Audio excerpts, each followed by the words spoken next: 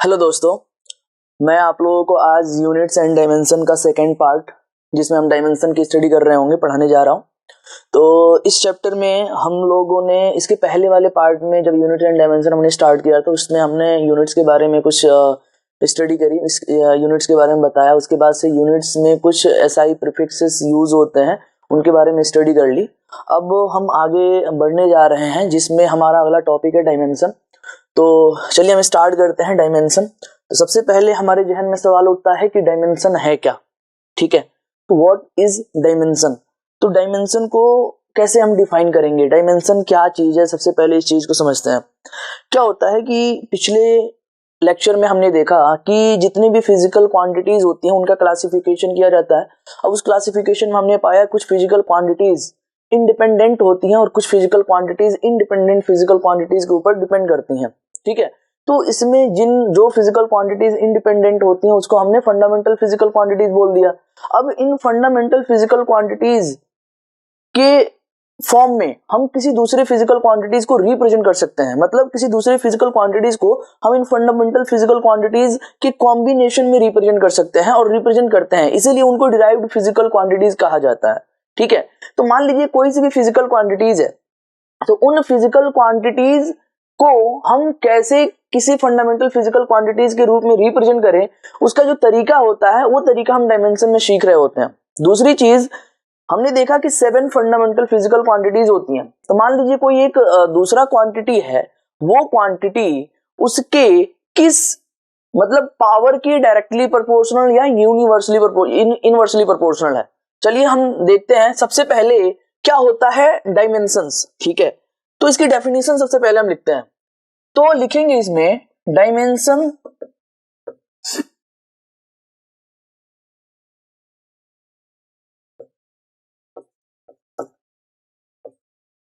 Of A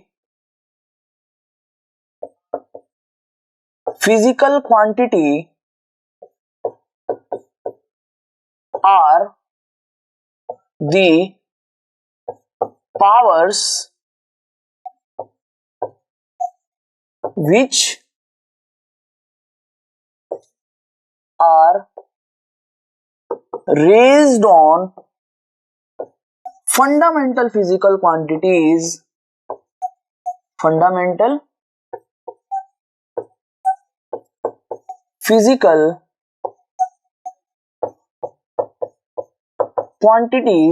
to represent it. मतलब जिस physical quantities को हम रिप्रेजेंट करने जा रहे हैं, तो अगर उसको हम फंडामेंटल फिजिकल क्वांटिटीज में रिप्रेजेंट करें और फंडामेंटल फिजिकल क्वांटिटीज की जो पावर होती है ना, वही पावर हमारी डायमेंशंस कहलाती हैं। एग्जांपल के तौर पे हम देखेंगे, जैसे कि अगर मैं बात करूं डेंसिटी की, किसकी बात करूं, डेंसिटी एक क्या है, फिजिकल क्वांटिटी है। डेंसिटी का फॉर्मूला हम सबको पता है, density is equal to mass upon volume होता है। वेरी गुड, तो ये हो जाएगा मास अपॉन वॉल्यूम। किसी को कोई दिक्कत नहीं होनी चाहिए इसमें, ये फॉर्मूला हम लोगों को पता होता है। हम देख पा रहे हैं कि mass is a fundamental physical quantities, लेकिन वॉल्यूम हमारी डिराइव्ड फिजिकल क्वांटिटी है। तो सबसे पहले ना इसको फंडामेंटल में तोड़ते हैं। तो तरीका क्या होता है, ये हमने लिखा मास, ये बताइए कि वॉल्यूम बहुत सारी शेप्स के अलग अलग होते हैं, लेकिन हम किसी शेप को भी ले सकते हैं। हमें वॉल्यूम के रिलेशन से मतलब है कि फंडामेंटल फिजिकल क्वांटिटीज के साथ कैसा रिलेशन बना रहा है। तो कोई सी भी हम फिजिकल क्वांटिटीज, कोई सी भी हम शेप उठा लेते हैं, जैसे स्फीयर ही उठा लें, तो स्फीयर का फॉर्मूला क्या होता है, तो स्फीयर के वॉल्यूम का फॉर्मूला होता है 4/3 पाई आर क्यूब।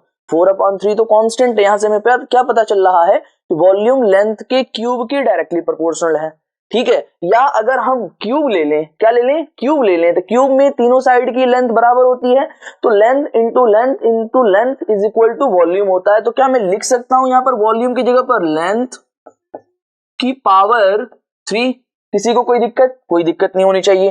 तो डेंसिटी इज इक्वल टू हमने देखा कि मास इंटू लेंथ की पावर 3। यहां पर मैं इसको ऐसे भी लिख सकता हूं कि मास की पावर 1 और लेंथ की पावर -3। मास यहाँ पर m है और लेंथ हमारा l है। तो यहाँ पर ये जो m की पावर 1 लिखा गया है और ये जो l की पावर -3 लिखा गया है, इन्हीं को हम क्या बोलते हैं, इन्हीं को हम डायमेंशन बोलते हैं। सिंपल सी बात है, इन्हीं को हम क्या बोलते हैं, डायमेंशन बोलते हैं। अब इनको थोड़ा सा ना एक सिस्टमेटिक तरीके से लिखने का एक तरीका होता है।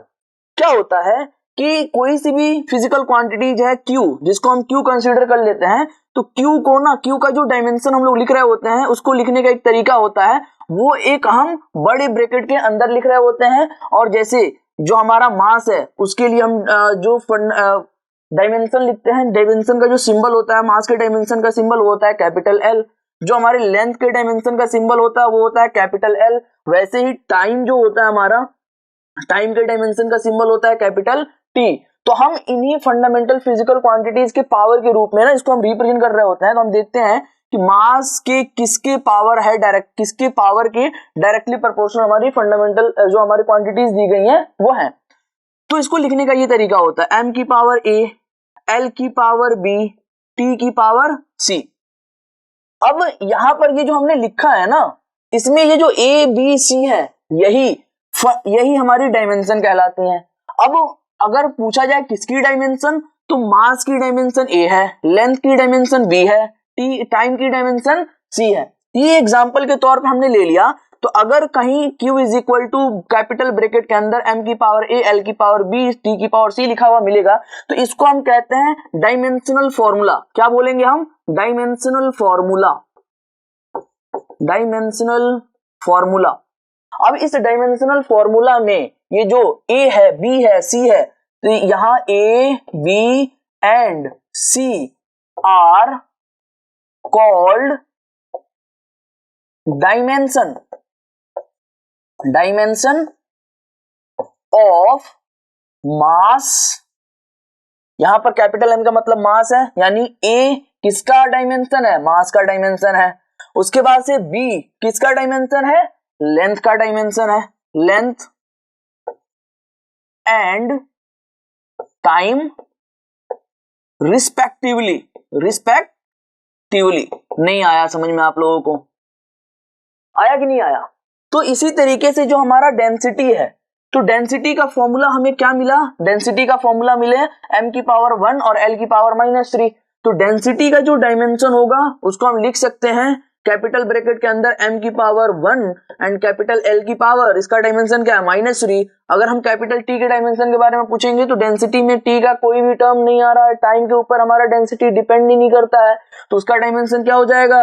0 हो जाएगा। तो इस तरीके से किसी भी फिजिकल क्वांटिटीज का डायमेंशन हम लोग रिप्रेजेंट कर सकते हैं। इस पूरे क्वांटिटीज को हम बोलेंगे डायमेंशनल इक्वेशन या डायमेंशनल फॉर्मूला। क्या बोलेंगे? डायमेंशनल फॉर्मूला या डायमेंशनल इक्वेशन, इसी को बोला जाता है। और यहाँ पर ये और ये क्या कहलाते हैं? डायमेंशन कहलाते हैं, ये डायमेंशन कहलाते हैं। और ये जो m, l, t है ये हमारे फंडामेंटल फिजिकल क्वांटिटीज होते हैं। ऐसे ही हमारे ये तो 3 ही लिखे हुए हैं, लेकिन और भी जो 4 हमारे फंडामेंटल फिजिकल क्वांटिटीज हैं वो भी हमारे यहाँ पर आ सकते हैं। तो इस तरीके से हम किसी भी फिजिकल क्वांटिटीज का डायमेंशन लिख सकते हैं। समझ में आ गई होगी बात? ठीक है, तो अगर नोट करना चाहते हैं तो नोट कर लीजिए, इसको पॉज करके नोट कर लीजिए, उसके बाद से हम आगे बढ़ते हैं। चलिए आगे है हमारा symbol used for dimensional formula. जैसा कि हमने बताया कि डायमेंशनल फॉर्मूले में हम लोग किसका यूज, मतलब फंडामेंटल फिजिकल क्वांटिटीज में रिप्रेजेंट कर रहे होते हैं ना, तो उन्हीं फंडामेंटल फिजिकल क्वांटिटीज का ना एक सिंबल होता है। जैसे अभी मैंने बताया लेंथ के लिए हम क्या यूज करते हैं? कैपिटल L का यूज करते हैं, ठीक है। और मास के लिए हम यूज करते हैं dimensional formula capital M। Time के लिए हम यूज कर रहे होते हैं कैपिटल T। टेम्परेचर के लिए हम यूज कर रहे होते हैं K। टेम्परेचर के लिए ना इसका जो SI यूनिट होता है उसी के रूप में यहाँ पर ना देखो, यहाँ पर क्या है ना, लेंथ का जो पहला लेटर है उसके फॉर्म में हमने रिप्रेजेंट किया। यहाँ पर मास क्या पहला लेटर लिया, टाइम का पहला लेटर लिया। अब चूंकि ये भी टाइम ये भी टेम्परेचर, तो इसका तो T हम ले नहीं सकते हैं क्योंकि T से तो हम टाइम को रिप्रेजेंट कर रहे हैं। इसीलिए जो इसका यूनिट होता है केल्विन, उससे हम रिप्रेजेंट करते हैं इसके डायमेंशनल फॉर्मूला को। अब क्या होता है कि ये जो K है, कभी कभी ना टेम्परेचर के डायमेंशन को हम थीटा से भी रिप्रेजेंट कर रहे होते हैं, ये भी हमें याद रखना चाहिए, ठीक है। ये भी हमें याद रखना चाहिए। जो अमाउंट ऑफ सब्सटेंस होता है ना, उसके डायमेंशनल फॉर्मूला को भी हम MOL से लिखते हैं। अगर कहीं पर अमाउंट ऑफ सब्सटेंस आ गया और उसका डायमेंशन लिखना है तो हम क्या लिखेंगे? MOL। और अच्छी बात यह है कि लेंथ भी हमारी फिजिकल क्वांटिटी है और इसका डायमेंशनल फॉर्मूला को भी हमें ब्रैकेट में ही लिखना होगा, केवल एल लिख करके छोड़ नहीं सकते, ठीक है। और इसको भी हमें ब्रैकेट में ही लिखना होगा, ये सारे के सारे ब्रैकेट्स में ही आएंगे, ठीक है। तो इसके हम दो डायमेंशनल फॉर्मूला देख सकते हैं, जो हमारा टेम्परेचर होता है या तो हम कैपिटल के से रिप्रेजेंट करते हैं या तो थीटा से रिप्रेजेंट करते हैं, और अमाउंट ऑफ सब्सटेंस को हम मोल से रिप्रेजेंट करते हैं। कहने का मतलब आगे आने वाली जो क्वांटिटीज है ना, उनका हम यूनिट से लिख देते हैं डायमेंशनल फॉर्मूला की जगह पर। जो हमारा इलेक्ट्रिक करंट होता है इसको हम कैपिटल ए से रिप्रेजेंट करेंगे, और जो हमारा अमाउंट ऑफ सब्सटेंस होता है उसका डायमेंशनल फॉर्मूला हो जाएगा CD। तो इस तरीके से सातों फंडामेंटल फिजिकल क्वांटिटीज के डायमेंशनल फॉर्मूला हमने लिख दिया है। अब ये जब भी किसी भी फिजिकल क्वांटिटीज को रिप्रेजेंट करेंगे, किसी भी फिजिकल क्वांटिटीज के एक्सप्रेशन में आएंगे, तो उनके डायमेंशनल फॉर्मूला के लिए हम L, M, capital T, K या थीटा, मोल, कैपिटल A और CD का यूज कर रहे होंगे। ये होंगे हमारे डायमेंशनल फॉर्मूला। बात समझ में आ गई आपको? आगे बढ़ते हैं। अब देखिए डायमेंशनलेस क्वांटिटीज क्या है, अगला टॉपिक है हमारा डायमेंशनलेस क्वांटिटीज। तो ऐसी क्वांटिटीज जो किसी फंडामेंटल फिजिकल क्वांटिटीज के ऊपर डिपेंड नहीं करती हैं, मतलब मेरी बात समझिए, डायमेंशनलेस क्वांटिटीज क्या हो गया, जिसकी डायमेंशन ना हो। कोई फिजिकल क्वांटिटीज की डायमेंशन कब नहीं होगी, जब उसके एक्सप्रेशन में कोई फंडामेंटल फिजिकल क्वांटिटीज आ ही नहीं रहा होगा, ठीक है। तो सबसे पहले हमने जब क्लासिफिकेशन ऑफ फिजिकल क्वांटिटीज देखा था, तो उसमें हमने देखा था कि थर्ड टाइप का भी एक फिजिकल क्वांटिटीज होता है जिसको हम सप्लीमेंट्री फिजिकल क्वांटिटीज बोलते हैं। और वहीं पर मैंने डेफिनेशन लिखाते टाइम पे बताया था कि जो हमारी सप्लीमेंट्री फिजिकल क्वांटिटीज होती है, इनकी यूनिट्स तो होती है लेकिन डायमेंशन नहीं होती है। बात समझ में आ गई आपको?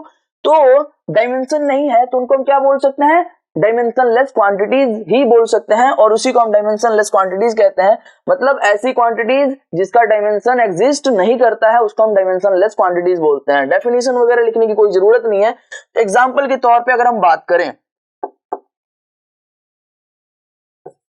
तो एग्जांपल हमारे डायमेंशनलेस क्वांटिटीज के क्या हो जाएंगे, सबसे पहला एग्जांपल तो हो जाएगा हमारा सप्लीमेंट्री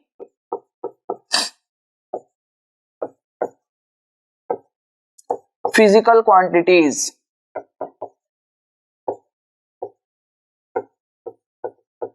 सप्लीमेंट्री फिजिकल क्वांटिटीज जैसे प्लेन एंगल और दूसरा सॉलिड एंगल। अब देखिए प्लेन एंगल का जो यूनिट होता है ना, SI यूनिट, वो होता है रेडियन। क्या होता है? रेडियन। ये भी याद रखना है, जिसको हम RAD से रिप्रेजेंट करते हैं। और जो हमारा सॉलिड एंगल होता है ना, उसकी SI यूनिट होती है स्टेरेडियन। क्या होती है? स्टेरेडियन।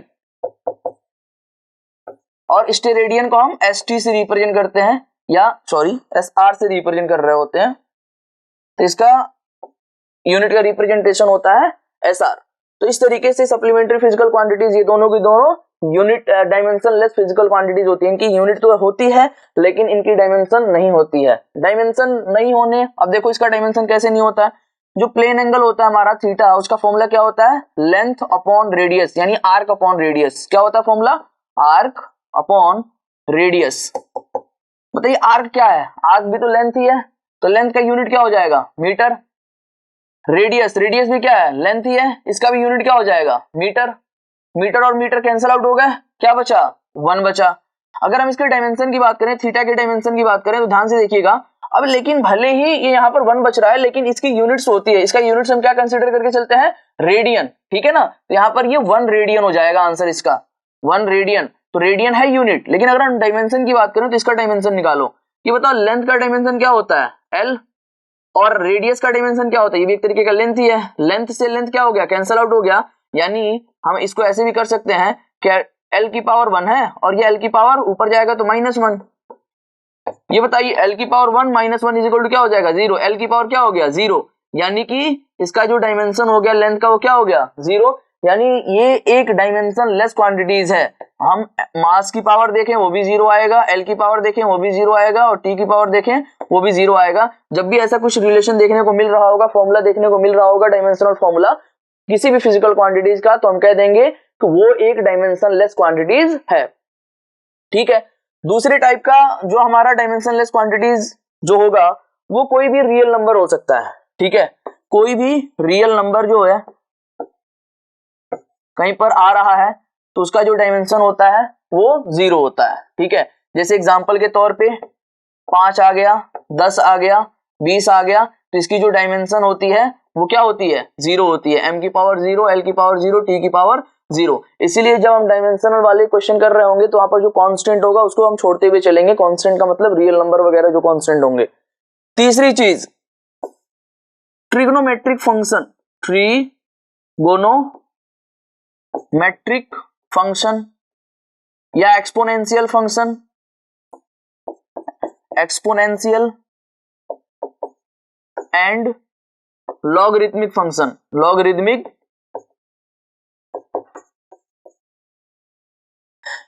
ये जो कुछ फंक्शंस हैं इसके भी जो डायमेंशन होते हैं वो 0 होते हैं। इन फंक्शंस के डायमेंशन क्या होते हैं?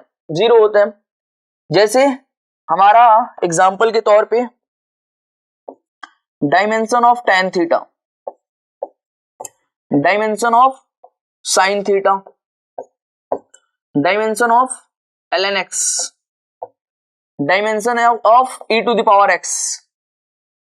ऐसा जब भी आपको देखने को मिले तो ये हमारे डायमेंशन लेस क्वांटिटीज होते हैं। हमेशा याद रखिएगा इनकी जो डायमेंशन होती है वो होती है m की पावर 0, l की पावर 0, t की पावर 0। कोई जरूरी नहीं हम ऐसा लिखें, क्योंकि हमें डायमेंशनल फॉर्मूला लिखना है तो फॉर्मूले में हम सबकी पावर 0 दिखाते हुए चले जाएंगे। ठीक है, तो ये हो जाएगी हमारी ऐसी क्वांटिटीज का डायमेंशन। तो ये डायमेंशन लेस क्वांटिटीज होती हैं, याद रखिएगा इन चीजों को। आगे बढ़ते हैं। एक प्रॉब्लम दिया गया है, प्रॉब्लम 1। अब देखिए ना, हमने क्या करा है ना कि हम प्रॉब्लम को ना टाइप्स में डिवाइड कर रखे हैं कि कितने टाइप्स के प्रॉब्लम बन सकते हैं डायमेंशनल एनालिसिस में, या डायमेंशन की जो डायमेंशन का जो चैप्टर है इसमें मैक्सिमम कितने लेवल तक के या कितने टाइप के प्रॉब्लम बन सकते हैं, सबको हमने क्लासिफाई कर रखा है। एक एक करके हम सॉल्व करते जाएंगे। तो जो हमारा टाइप 1 का प्रॉब्लम है उसमें ये थ्योरी एक दी गई है, थ्योरी वाला प्रॉब्लम है। बोल रहा है ए यूनिटलेस क्वांटिटी। ठीक है, अब यूनिटलेस क्वांटिटी में क्या पूछ रहा है आपसे पूछ रहा है may have non zero dimension. ठीक है, क्या मतलब may have non zero dimension? एक यूनिटलेस क्वांटिटी के पास एक नॉन जीरो डायमेंशन हो सकता है, मतलब उसकी यूनिट नहीं है और उसका डायमेंशन हो सकता है? नहीं, ऐसा कभी पॉसिबल नहीं है। अगर किसी फिजिकल क्वांटिटीज का यूनिट होगा तो उसकी डायमेंशन भी होगी। Always has a non zero dimension, always may have a non zero dimension या always have a non zero dimension, तो ये भी गलत हो जाएगा, उसकी डायमेंशन होगी ही नहीं। Never has a non zero dimension, never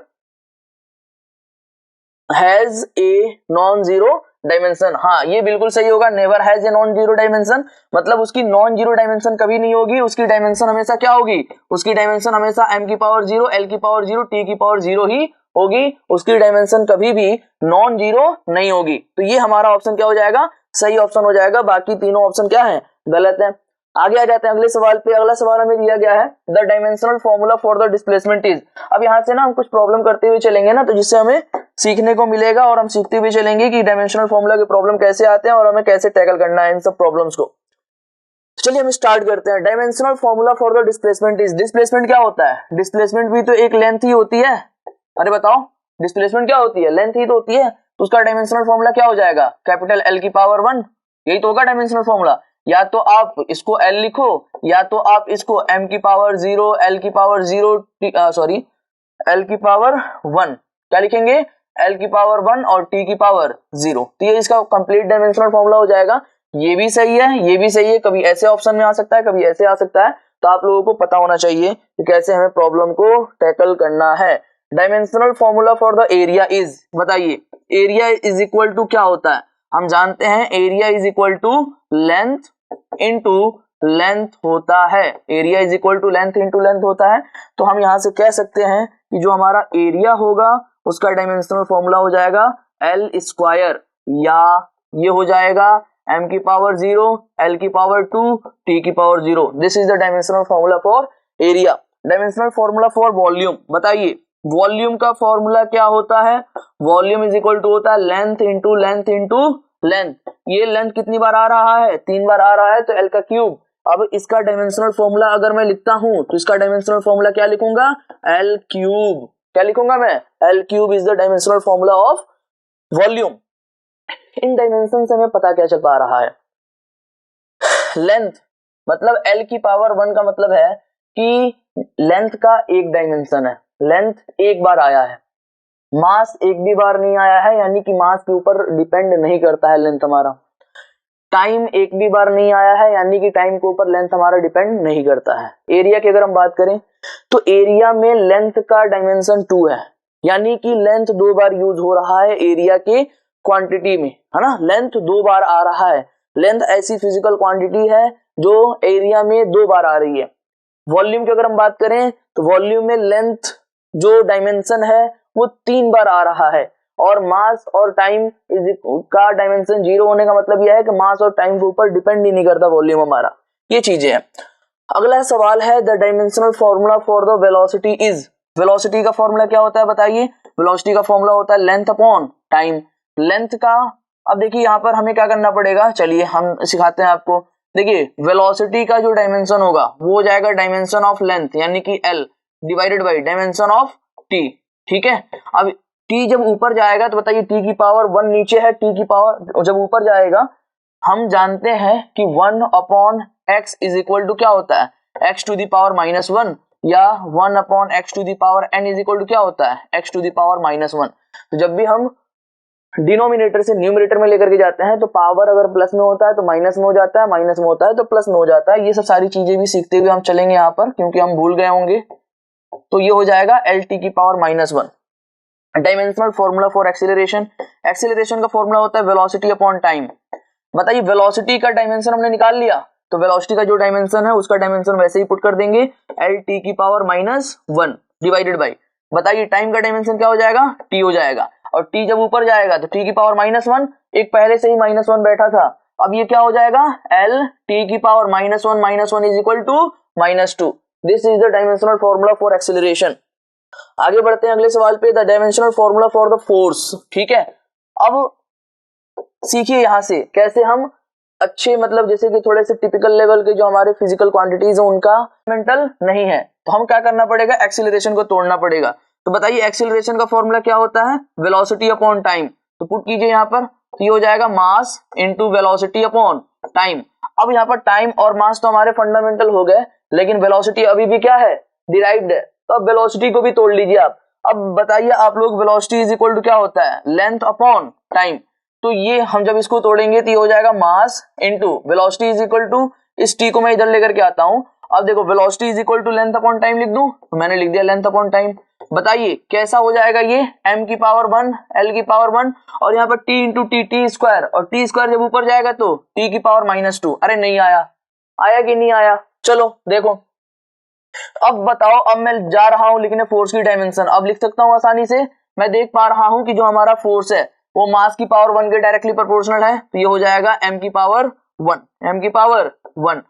length के पावर 1 के डायरेक्टली प्रोपोर्शनल है, तो ये हो जाएगा लेंथ की पावर 1, यानी कैपिटल L की power 1। Small t is the time, time के लिए हम कैपिटल T का यूज करते हैं डायमेंशनल फॉर्मूला, तो कैपिटल T की पावर, टाइम का पावर -2 है तो कैपिटल T की power -2। This is the dimensional formula for the force. और हमें क्या करना है, इसको याद रखना है, बहुत सारी जगहों पे यूज होगा इसका, इसको हमें हमेशा के लिए याद रख लेना है कि जो हमारा फोर्स होता है, फोर्स की डायमेंशनल फॉर्मूला होती है mLT की पावर -2, mLT की पावर -2, ठीक है। बहुत जगहों पे ये यूज होगा। इसका दूसरा तरीका भी है, कैसे हम दूसरे तरीके से कर सकते थे, हमें सबसे पहले यहां से देखो वेलोसिटी का डायमेंशनल फॉर्मूला हम निकाल सकते हैं यहाँ से, L और T नीचे है तो ये क्या हो जाएगा, T की पावर -1। ये बताओ वेलोसिटी का डायमेंशनल फॉर्मूला निकल गया, तो एक्सीलरेशन का डायमेंशनल फॉर्मूला भी तो निकाल सकते हैं ना। एक्सीलरेशन का डायमेंशनल फॉर्मूला क्या हो जाएगा बताइए आप लोग। तो एक्सीलरेशन का डायमेंशनल फॉर्मूला के लिए ये एक्सीलरेशन की डायमेंशनल फॉर्मूला के लिए बताइए, वेलोसिटी का डायमेंशनल फॉर्मूला रख दीजिए LT की पावर -1 डिवाइडेड बाई, यहां से क्या मिल जाएगा, T मिल जाएगा। तो फाइनली एक्सीलरेशन का डायमेंशनल फॉर्मूला क्या हो जाएगा, L और T की पावर -1 और T की पावर -1 और जाएगा तो T की पावर -2। ये हो गया एक्सीलरेशन का डायमेंशनल फॉर्मूला। अब बताओ फोर्स इज इक्वल टू क्या होता है, मास इनटू एक्सीलरेशन। मास का डायमेंशनल फॉर्मूला क्या होता है, कैपिटल M, और एक्सीलरेशन का डायमेंशनल फॉर्मूला मुझे पहले से आता है LT की पावर -2। दोनों को मल्टीप्लाई करो तो यहां से क्या हो जाएगा, m की पावर 1 l की पावर 1 t की power -2। This is the final dimensional formula for the force. क्या ये दोनों सेम आया कि नहीं आया, बताओ, ये दोनों सेम आया कि नहीं आया। तो हम इस तरीके से भी जा सकते हैं फंडामेंटल फिजिकल क्वांटिटीज में तोड़ते हुए, और अगर हमें डायरेक्टली एक्सेलरेशन का डायमेंशनल फॉर्मूला आता है तो हम उसको पुट करके और मास का भी डायमेंशनल फॉर्मूला पुट करके दोनों का मल्टीप्लाई करके भी कैलकुलेट कर सकते हैं। तो दोनों तरीका है हमारे पास डायमेंशनल फॉर्मूला कैलकुलेट करने का। आ रही है बात समझ में आप लोगों को। चलिए आगे बढ़ते हैं। आगे है अगला सवाल है हमारा कि the dimensional formula for the work is. देखिए कितना आसान है डायमेंशनल फॉर्मूला फॉर वर्क का फॉर्मूला क्या होता है, सबसे पहले ये बताओ। वर्क इज इक्वल टू होता है फोर्स इनटू डिस्प्लेसमेंट। सिंपल सी बात है, फॉर्मूला याद रखो। क्या याद रखो, फॉर्मूला याद रखो। Work done is equal to force into displacement. तो वर्क डन का डायमेंशनल फॉर्मूला क्या हो जाएगा, फोर्स का डायमेंशनल फॉर्मूला अभी निकाला हमने, देखो पीछे की तरफ, mlt की power -2 is the dimensional formula for force. तो हो जाएगा mlt की पावर -2। उसके बाद से डिस्प्लेसमेंट का डायमेंशनल फॉर्मूला क्या होता है, l। अब बताओ l और l मिल करके क्या हो जाएगा, l square. m l square t की power -2। This is the dimensional formula for the work. इस तरीके से आप डायमेंशनल फॉर्मूला कैलकुलेट कर लेंगे किसी भी फिजिकल क्वांटिटीज का। ठीक है, आप लोग खुद से कैलकुलेट कीजिए। बताइए एनर्जी का डायमेंशनल फॉर्मूला क्या होगा। अब जैसा कि आप जानते हो कि एनर्जी के बारे में जब आपने पढ़ा होगा तो आपने देखा होगा कि एनर्जी बहुत सारे टाइप्स की होती है। ठीक है, तो एनर्जी के बहुत सारे रूप होते हैं, बहुत सारे टाइप्स होते हैं। अगर हम मेनली बात करें तो मैकेनिकल एनर्जी जो आपने पढ़ा है उसमें आपने देखा था कि जो एनर्जी होती है वो दो टाइप्स की होती है मैकेनिकल एनर्जी। एक होती है काइनेटिक एनर्जी, एक होती है पोटेंशियल एनर्जी। आपने पोटेंशियल एनर्जी का भी फॉर्मूला पढ़ा mgh, आपने काइनेटिक एनर्जी का भी फॉर्मूला पढ़ा ½ mv²। ठीक है, तो आप दोनों फॉर्मूले में से किसी भी फॉर्मूले का यूज करते हुए डायमेंशनल फॉर्मूला निकाल सकते हो। मैं आपको दोनों फॉर्मूले का यूज करते हुए सिखाऊंगा, लेकिन कोई भी एनर्जी हो सबका डायमेंशनल फॉर्मूला सेम ही आएगा।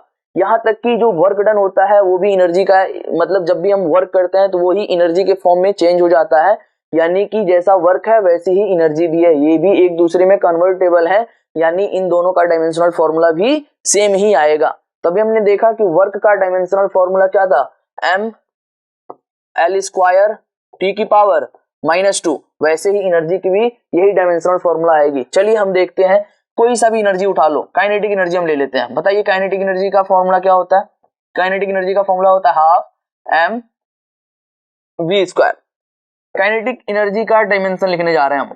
बताइए हाफ का डायमेंशन क्या होगा। अभी हमने देखा half is a real number जिसका कोई डायमेंशन नहीं होता है। Half is a dimension less physical quantities या डायमेंशन लेस क्वांटिटीज। ठीक है, तो इसका कोई डायमेंशन नहीं होगा। बताइए मास का डायमेंशन क्या हो जाएगा, m। वेलोसिटी का डायमेंशन क्या होता है, अभी हमने पीछे निकाला वेलोसिटी का डायमेंशन lt की पावर -1, लेकिन वेलोसिटी का स्क्वायर है तो इसका भी क्या हो जाएगा, स्क्वायर हो जाएगा। चलिए कैलकुलेट कीजिए, यहाँ से मिलेगा m l का स्क्वायर, होल स्क्वायर है ना दोनों का, तो l का स्क्वायर t की पावर -1 की पावर 2 इज इक्वल टू -2। तो ये हमारे पास मिल गया ml स्क्वायर t की पावर -2। सेम वर्क डन के डायमेंशन के बराबर आया कि नहीं आया, आया कि नहीं आया। दूसरा हम लोग पोटेंशियल एनर्जी से देख लेते हैं। बताइए पोटेंशियल एनर्जी का फॉर्मूला आप लोगों ने क्या पढ़ा था, mgh, जहां पर m is the mass, g is the gravitational acceleration और h इज द हाइट। ठीक है ना, जिस हाइट पर, रेफरेंस पॉइंट से जिस हाइट पर हम पोटेंशियल एनर्जी कैलकुलेट करते हैं उसका फॉर्मूला हमने ये देखा था। तो यहाँ से पोटेंशियल एनर्जी का डायमेंशन कैसे निकलेगा। बताइए m का डायमेंशन क्या हो जाएगा, m।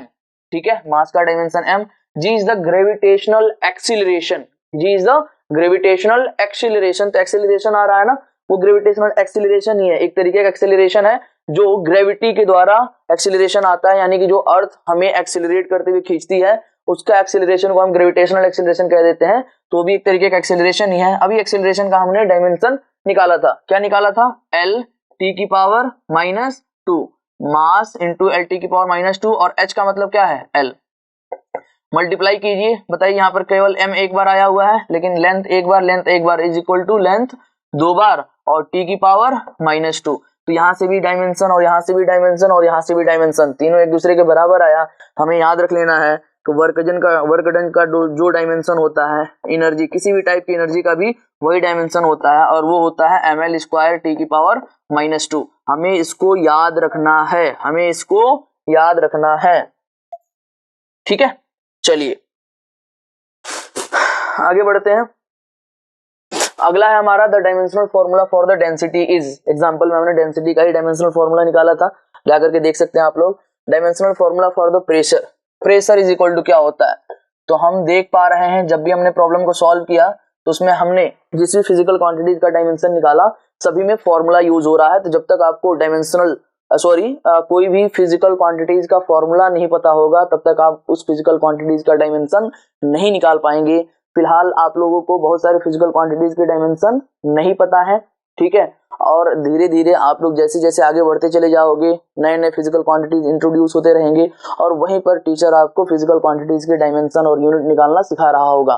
तो आपको घबराने की बिल्कुल जरूरत नहीं है कि हम लोगों को फॉर्मूला नहीं पता है तो हम लोग कैसे करें, कोई मुश्किल नहीं है। आप लोग यहाँ पर सीख लीजिए कि डायमेंशनल फॉर्मूला कैसे निकालते हैं और आगे जैसे जैसे आप फिजिकल क्वांटिटीज से इंट्रोड्यूस होते रहेंगे वैसे वैसे आप फिजिकल क्वांटिटीज के डायमेंशन भी जानते हुए चले जाएंगे और बहुत सारे फिजिकल क्वांटिटीज के डायमेंशन ऑटोमेटिकली याद भी हो जाते हैं, इतनी बार हमारे जहन में मतलब यूज में आ रहे होते हैं, ठीक है। प्रेशर जो होता है हमारा उसका फॉर्मूला होता है फोर्स अपॉन एरिया। प्रेशर का फॉर्मूला क्या होता है, फोर्स अपॉन एरिया, ठीक है। तो बताओ फोर्स, तो अगर मैं प्रेशर का डायमेंशनल फॉर्मूला लिखूं तो फोर्स का dimensional formula that is equal to ml t की पावर -2 डिवाइडेड बाय एरिया। पीछे जाकर के देख सकते हैं फोर्स का डायमेंशनल फॉर्मूला हमने निकाला था, मैं डायरेक्टली पुट कर दिया। एरिया का डायमेंशनल फॉर्मूला हमने निकाल रखा है l स्क्वायर। कैलकुलेट करो, यहाँ पर देखो l की पावर 1 और l की पावर 2 ऊपर जाएगा तो -2, तो l की पावर 1 - 2 इज इक्वल टू -1, ठीक है। ये हो जाएगा m l की पावर -1 t की power -2। This is the dimensional formula of pressure.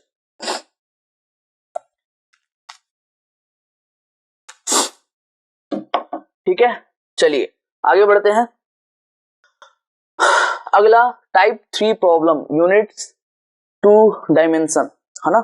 अभी तक हमें फिजिकल क्वांटिटीज दिए गए तो हमारे टाइप 2 के प्रॉब्लम थे जिसके हमें डायमेंशन निकालनी थी। कभी कभी क्या होगा ना, सवाल में आप लोगों से पूछ देगा कि इस एक फिजिकल क्वांटिटीज है जिसकी यूनिट ये है, उससे डायमेंशन निकालो। तो यूनिट से भी डायमेंशन निकालना हमें आना चाहिए। मैं एक एग्जांपल लेकर के पहले करा देता हूँ, फिर इस प्रॉब्लम को सॉल्व करेंगे। देखिएगा, जैसे कि मान लीजिए अगर हम फोर्स की बात करें, किसकी बात करें, फोर्स की बात करें, तो फोर्स का तो एक हमने दो तरीके से फिजिकल डायमेंशनल फॉर्मूला निकाला। एक तो फंडामेंटल में तोड़ के एक मास और एक्सेलरेशन का डायमेंशनल फॉर्मूला डायरेक्टली पुट करके मल्टीप्लाई कर दिया। तीसरा तरीका ये देखिए क्या करेंगे हम, ये बताइए फोर्स का यूनिट आपको पता है, फोर्स का यूनिट क्या होता है, मैंने पिछले क्लास में पढ़ा रखा है, kilogram metre per second square, ये होता है फोर्स का यूनिट। हम इस यूनिट की हेल्प से भी डायमेंशनल फॉर्मूला लिख सकते हैं। कैसे, देखिए किलोग्राम किसका यूनिट है, मास का, और किलोग्राम की पावर क्या है 1, तो हम क्या लिखेंगे, मास की पावर 1। मीटर किसका यूनिट है, लेंथ का, लेंथ की पावर, मीटर की पावर कितनी है 1, तो लेंथ की पावर क्या लिखेंगे 1। सेकंड किसका यूनिट है, टाइम का, टाइम की पावर कितना है 2, लेकिन कहा नीचे, ऊपर जब जाएगा इसी यूनिट को मैं ऐसे भी तो लिख सकता हूं, किलोग्राम मीटर सेकंड की पावर -2, तो सेकंड की पावर क्या है -2, तो टी की पावर क्या हो जाएगी -2। This is the dimensional formula of force.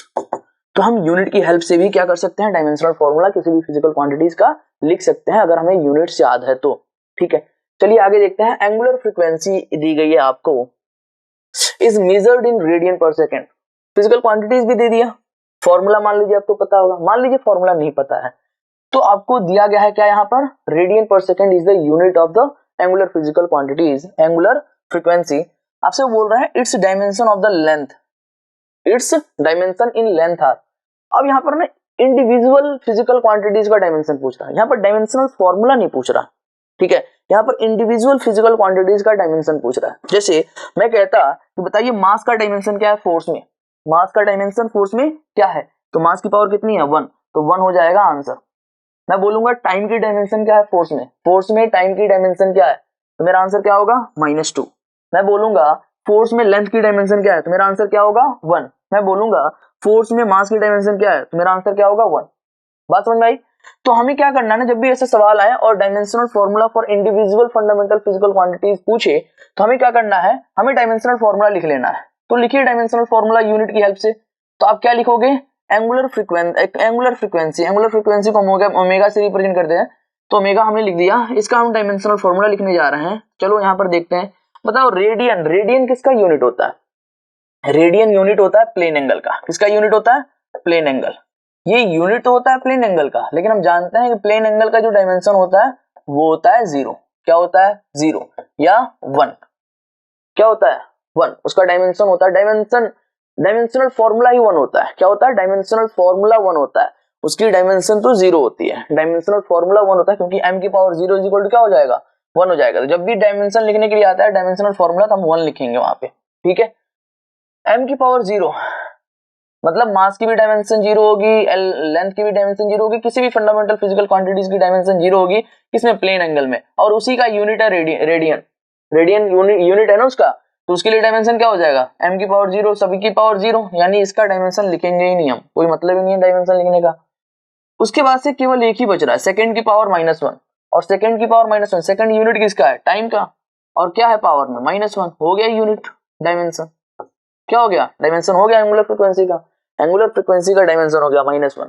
सवाल में दिया गया है its dimension in length are. यहाँ पर आपसे ना ये डायमेंशन ना पूछ करके लेंथ की डायमेंशन पूछ रहा है, तो लेंथ इसमें आ रहा है। अगर लेंथ आएगा भी, देखिएगा ध्यान से, लेंथ इसमें आया ही नहीं है, मास इसमें आया नहीं है, तो मास की पावर 0, लेंथ की पावर 0, टी की पावर -1, फिर हो जाएगा डायमेंशनल फॉर्मूला, जिसमें हम देख पा रहे हैं लेंथ का जो डायमेंशन वो क्या है? 0 है।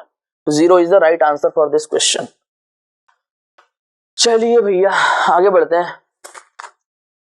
आगे सवाल है which of the following is not the unit of energy. इन चारों में से कौन सी एनर्जी की यूनिट नहीं है? अब ये चीज भी, ये प्रॉब्लम भी आप लोग तभी कर पाएंगे जब आप लोग अच्छे से आगे और भी फिजिकल क्वांटिटीज के बारे में इंट्रोड्यूस हो जाते हैं। ठीक है, फिलहाल के लिए मैं समझा देता हूं, लेकिन आप लोगों को स्ट्रेस लेने की जरूरत नहीं है। आपसे दिया गया वॉट आर। वॉट आर क्या एनर्जी की यूनिट है? तो इस फिजिकल क्वांटिटीज एनर्जी का यूनिट है कि नहीं, इसको चेक करने के लिए हमें क्या करना पड़ेगा? इस यूनिट की हेल्प से, हमें क्या लिखना पड़ेगा? हमें इसका डायमेंशन लिखना पड़ेगा, और डायमेंशन सबका चेक करना पड़ेगा। तो इसका ये तरीका होता है, तरीका सीख लो, बाद में अप्लाई करना। ये बताओ वॉट, अपने क्लास 10th में भी पढ़ा होगा वॉट के बारे में, आपने पावर पढ़ा होगा। ठीक है, इलेक्ट्रिकल सर्किट में, इलेक्ट्रिकल जो हमारा होता है रेजिस्टेंस वगैरह, जब हम लोग पढ़ रहे होते हैं क्लास 10th में, तो वहां पर पावर के बारे में पढ़ाया जाता है। Power is equal to V I, power is equal to V square upon R, power is equal to I B. हाँ, मतलब वही फॉर्मूला आई स्क्वायर आर। तो पावर के बहुत सारे फॉर्मूले हम पढ़ते हैं, और वहां पर देखते हैं पावर की यूनिट, और पावर की यूनिट के बारे में पता चलता है कि पावर की यूनिट होती है वॉट। क्या होती है? वॉट। तो वही पावर की यूनिट यहाँ पर लिखी गई है। पावर इज इक्वल टू होता क्या है? Work done per unit time. ये भी पढ़ते हैं, पावर की डेफिनेशन भी पढ़ते हैं वहां पर। तो पावर इज इक्वल टू होता है work done per unit time. ध्यान से देखिएगा, यानी इसकी डायमेंशन क्या हो जाएगी? वर्क डन का डायमेंशन क्या होता है? ml स्क्वायर टी की पावर -2, लेकिन टी की पावर -1 और भी तो आ गया। तो पावर की कंप्लीट जो डायमेंशन होती है, हमने निकाला नहीं था, सवाल में था नहीं हमारा, लेकिन याद रख लेना आप लोग, पावर की डायमेंशन होती है ml स्क्वायर टी की पावर -3। तो हमें क्या करना है? वॉट क्या है? पावर की यूनिट है, तो पावर की डायमेंशन लिखनी पड़ेगी। पावर की डायमेंशन हमें याद होनी चाहिए, ml स्क्वायर टी की पावर -3। घबराइए नहीं, आप लोगों को भी याद हो ही जाएगा। आर किसका यूनिट है? टाइम का यूनिट है, तो लिख दो यहाँ पर टाइम की पावर 1, टाइम की पावर -3 मिलकर के क्या हो जाएगा? टाइम की पावर -2। ये हो जाएगा ml स्क्वायर टी की पावर -2। आगे आते हैं, ये बताइए इलेक्ट्रॉन वोल्ट। ठीक है, इलेक्ट्रॉन किसका यूनिट होता है? इलेक्ट्रॉन यूनिट होता है चार्ज का। किसका यूनिट होता है? चार्ज का। और चार्ज इज इक्वल टू क्या होता है? चार्ज इज इक्वल टू होता है I इंटू टी। पढ़ा होगा क्लास 10th में आपने। I का जो I is the fundamental quantity, time is also a fundamental quantity. I is the current का जो डायमेंशन होता है उसको हम कैपिटल ए से रिप्रेजेंट करते हैं, और टाइम को कैपिटल टी से। तो याद रखिएगा, जो हमारा Q होता है, जो हमारा चार्ज होता है, उसकी जो डायमेंशनल फॉर्मूला होती है वो होती है AT। अब यहाँ पर नया एक डायमेंशन इंट्रोड्यूस हुआ, मतलब डायमेंशनल फॉर्मूला के लिए फिजिकल क्वांटिटीज इंट्रोड्यूस हुआ। अभी तक केवल हम MLT में खेल रहे थे, यहाँ पर एक और आ गया, A आ गया। वैसे ही सातों आएंगे। ठीक है, चलिए, तो हम लिख सकते हैं इलेक्ट्रॉन की जगह पर AT, कोई दिक्कत नहीं है। Very good. वोल्ट किसका यूनिट होता है? मैं बता दूं आपको, वो पोटेंशियल डिफरेंस पढ़ा होगा आप लोगों ने, ठीक है, क्लास 10th में। और उस पोटेंशियल डिफरेंस के बारे में जब पढ़ा होगा तो आप लोगों को बताया गया होगा, इसको और डिटेल में पढ़ोगे क्लास 12 में आप लोग, potential difference is the work done per unit charge, ये फॉर्मूला पढ़ा होगा। और वर्क डन का यूनिट क्या होता है, ml स्क्वायर T⁻², और चार्ज का यूनिट क्या होता है, AT। क्या मैं लिख दूं वोल्ट का जगह पर ये चीज, मैं लिखूंगा ml square T⁻² divided by AT। AT से AT कैंसिल आउट हो गया, क्या बचा हमारे पास, वही चीज तो बच गई, ml स्क्वायर T⁻²। यानी ये भी एनर्जी की यूनिट है, डायमेंशन है, ये भी एनर्जी का डायमेंशन है। यानी कि दोनों के दोनों किसके डायमेंशन है, एनर्जी के डायमेंशन है। Newton metre force into displacement ये भी है। Kilogram metre per second square, ठीक है। ये बताओ, ये तीनों तो हो गया। सवाल में क्या लो, which of the following is not the unit of energy, ये तीनों हो गए तो ये क्या हो जाएगा, ये हमारा ऑप्शन हो जाएगा, राइट ऑप्शन हो जाएगा, क्योंकि ये हमारी एनर्जी की यूनिट नहीं है। ये किसकी यूनिट होती है, ये होती है हमारी unit kilogram metre per second square, force की यूनिट। आप लोगों को याद भी होनी चाहिए, ये फोर्स की यूनिट होती है। तो ये हमारा ऑप्शन क्या हो जाएगा, करेक्ट हो जाएगा। तो डायमेंशनल एनालिसिस से हमने प्रॉब्लम को सॉल्व किया, ये यूनिट से हमने डायमेंशन निकालना सीखा। आगे हम प्रॉब्लम 4 पे आते हैं। प्रॉब्लम 4 क्या है, डायमेंशन ऑफ क्वांटिटी, ठीक है। Dimension of quantity, sorry dimension to quantity, मतलब डायमेंशन को देखते हुए हमें बताना है कि किस क्वांटिटी का डायमेंशन है। देखो यहाँ पर ये क्या है, m, इसकी जगह पर क्या हो जाएगा, किलोग्राम। यूनिट लिख दो, unit L metre, T second की पावर -1। इसको थोड़ा सा और सजा के लिखूं, ये हो जाएगा kilogram metre per second. Metre per second किसकी यूनिट है, वेलोसिटी की। किलोग्राम किसकी यूनिट है, मास की। Mass into velocity is equal to क्या होता है, मोमेंटम। क्या होता है, मोमेंटम। तो this is the dimension of momentum. आप भी सीख जाओगे। आगे बढ़ते हैं। अगला क्वेश्चन है प्रॉब्लम 5, मतलब टाइप 5 है ये, कंपैरिजन ऑफ डायमेंशन का कंपैरिजन करना है। मतलब दो फिजिकल क्वांटिटीज आपको दी गई होगी और बोलेगा क्या इन दोनों के डायमेंशन सेम होते हैं कि नहीं होते हैं, तो इसी को हम कंपैरिजन बोलते हैं। तो सवाल अगला है, a pair of physical quantities having the same dimensional formula is, इनमें से कौन से दो फिजिकल क्वांटिटीज, कौन सा पेयर ऐसा है जिनका सेम डायमेंशनल फॉर्मूला है। तो एंगुलर मोमेंटम एंड टॉर्क, ठीक है। तो चलो ठीक है, लिखो एंगुलर मोमेंटम का जो फॉर्मूला होता है मैं लिख देता हूं। एंगुलर मोमेंटम का फॉर्मूला आप लोग पढ़ोगे, that is equal to mvr, जहां पर m is the mass, v is the velocity, r is the radius, ठीक है, या लेंथ, डिस्टेंस, डिस्प्लेसमेंट। तो ये हो जाएगा m L⁻⁻1 वेलोसिटी का, और फिर r की जगह पर क्या हो जाएगा, l आएगा, तो l का स्क्वायर कर देता हूं। इसकी डायमेंशन क्या हो गई, ml² T⁻⁻1, एंगुलर मोमेंटम की डायमेंशन।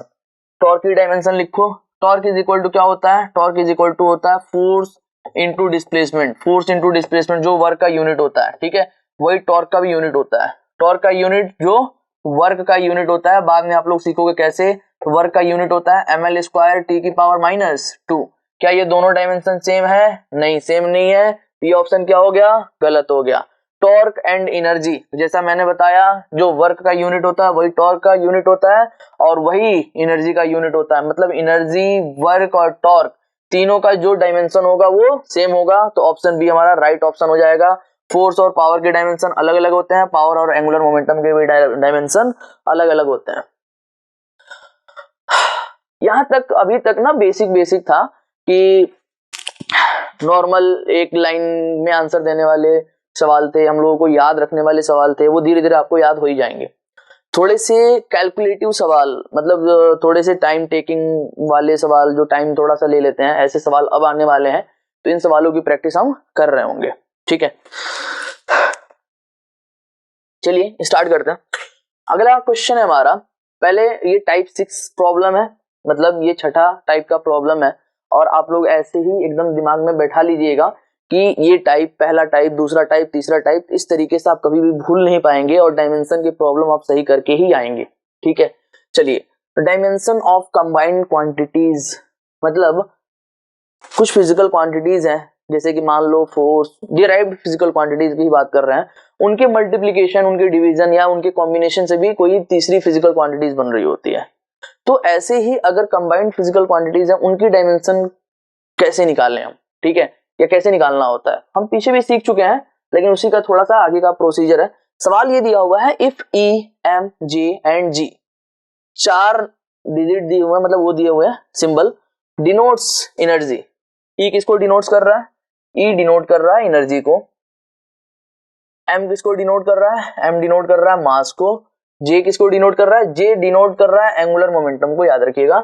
G डिनोट कर रहा है ग्रेविटेशनल कांस्टेंट को, ठीक है, यूनिवर्सल ग्रेविटेशनल कांस्टेंट होता है हमारा G, ठीक है, respectively. Then E J square M की पावर 5 G की पावर G की इस G square has the dimension of, मतलब ये क्वांटिटी का जो डायमेंशन होगा वो क्या होगा, मतलब इन 4 में से किसका डायमेंशन आने वाला है, क्या आने वाला है इसका डायमेंशन, यानी कि केवल या तो L आएगा, या तो डायमेंशन लेस आएगा, या तो M आएगा, या तो T आएगा, ठीक है। अगर कैपिटल L आ जाता है तो इसका मतलब A ऑप्शन सही है। अगर डायमेंशन सबका 0 आ जाता है, 1 आ जाता है, ठीक है, डायमेंशन 0 यानी कि जब पावर 0 होता है तो 1 आएगा आंसर, कांस्टेंट कह सकते हैं इसको हम। अगर कैपिटल M आ जाता है तो हम कहेंगे मास वाला ऑप्शन सही है, अगर कैपिटल T आ जाता है तो हम कहेंगे टाइम वाला ऑप्शन सही है। चलिए स्टार्ट करते हैं हम। बोल रहा है E एनर्जी है, एनर्जी का डायमेंशन क्या होता है लिख लीजिए, ml स्क्वायर T की पावर -2, हम निकाल चुके हैं इसलिए हम डायरेक्टली लिख रहे हैं। J क्या है? J को बोला जा रहा है एंगुलर मोमेंटम, अभी हमने इसके पीछे निकाला MVR, क्या निकाला? MVR,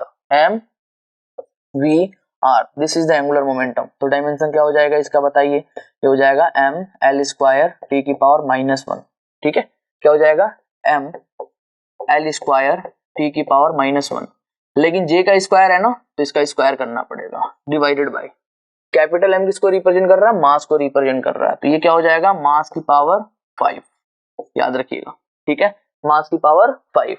उसके बाद से G जो कि यूनिवर्सल ग्रेविटेशनल कांस्टेंट होता है, इसका डायमेंशन आप लोगों को याद नहीं होगा या याद होगा भी नहीं। इसका डायमेंशन कैसे निकालेंगे, जब क्लास 11 में आप लास्ट चैप्टर जो है फर्स्ट बुक का ग्रेविटेशन वो कंप्लीट कर रहे होंगे ना, उस टाइम पे आप लोगों को बताया जाएगा कि जो हमारा ग्रेविटेशनल फोर्स होता है वो directly proportional to product of mass होता है और इनवर्सली प्रोपोर्शनल टू दोनों पार्टिकल के बीच की डिस्टेंस के स्क्वायर के इनवर्सली प्रोपोर्शनल होता है। उसका फॉर्मूला होता है F is equal to G m1 m2 divided by r square. तो यहाँ से हम G का फॉर्मूला, G का डायमेंशन निकाल सकते हैं। बताओ G इज इक्वल टू क्या हो जाएगा, यहाँ से G इज इक्वल टू हो जाएगा F into R square divided by m1 into m2। F का डायमेंशन क्या होता है ml स्क्वायर T की पावर -2 और R का डायमेंशन क्या होता है L square divided by mass का डायमेंशन क्या होता है m स्क्वायर। नहीं आया, देखो मास का स्क्वायर जब ऊपर जाएगा तो m की पावर क्या हो जाएगा 1 - 2 इज इक्वल टू m की पावर -1, L स्क्वायर और L square is equal to L की पावर 4 और T की पावर -2। इसको आप याद भी रख सकते हो कि ग्रेविटेशनल एक्सीलरेशन का ग्रेविटेशनल कांस्टेंट का जो डायमेंशनल फॉर्मूला होता है वो होता है m की पावर -1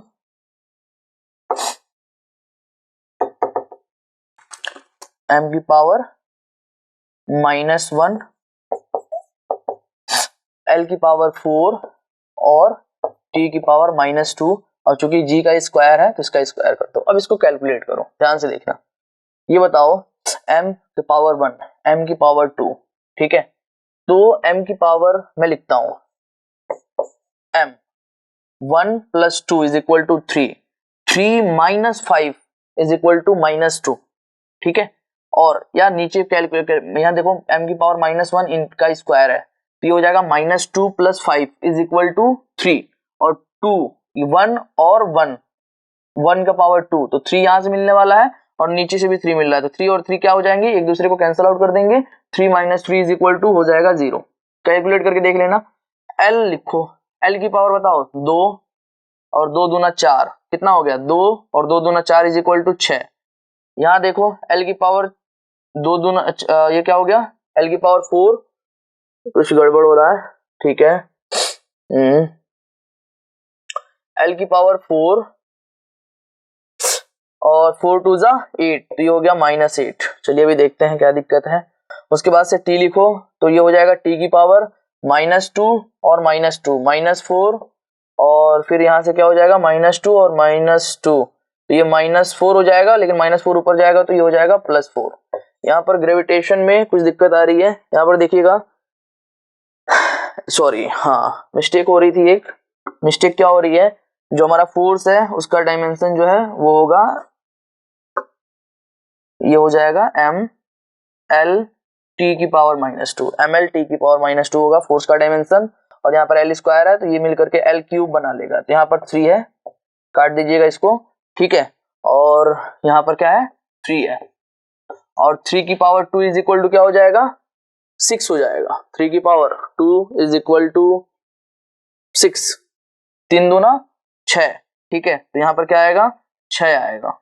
अब बताओ 6 - 6 is equal to 0, -4 + 4 is equal to 0, तो फाइनली हमारे पास m की पावर 0, l की पावर 0, t की पावर 0, तो सबकी पावर 0 आ रहा है, तो ना ही ये है ना ही ये है ना ही ये है, यानी एंगल वाला ऑप्शन हमारा क्या है सही है, ठीक है। तो इस तरीके से हम इस प्रॉब्लम को सॉल्व कर लेंगे। चलिए आगे बढ़ते हैं। अगला प्रॉब्लम हमारा type 7 problem, dimension of constant, ठीक है। डायमेंशन ऑफ कांस्टेंट, जैसे अभी हमने ये प्रॉब्लम किया ना ग्रेविटेशनल कांस्टेंट निकालने वाला, सेम यही प्रोसीजर है, सेम यही प्रोसीजर है। तो ये भी तो एक कांस्टेंट ही था, ये भी हमारा क्या था एक कांस्टेंट था, ये कांस्टेंट एक्सपेरिमेंट के बाद आता है, तो इसका भी डायमेंशन निकालने के लिए ये तरीका होता है। तो जिस फिजिकल क्वांटिटीज के लिए कांस्टेंट आता है उसको वहीं छोड़ देते हैं और बाकी सबको क्या करते हैं एक तरफ लेकर के जाते हैं। जैसे मैं एक तरफ लेकर के आया, फिर सबके डायमेंशन लिखा, डायमेंशन लिखने के बाद हमें इस कांस्टेंट का डायमेंशन मिल गया। तो यही तरीका होता है।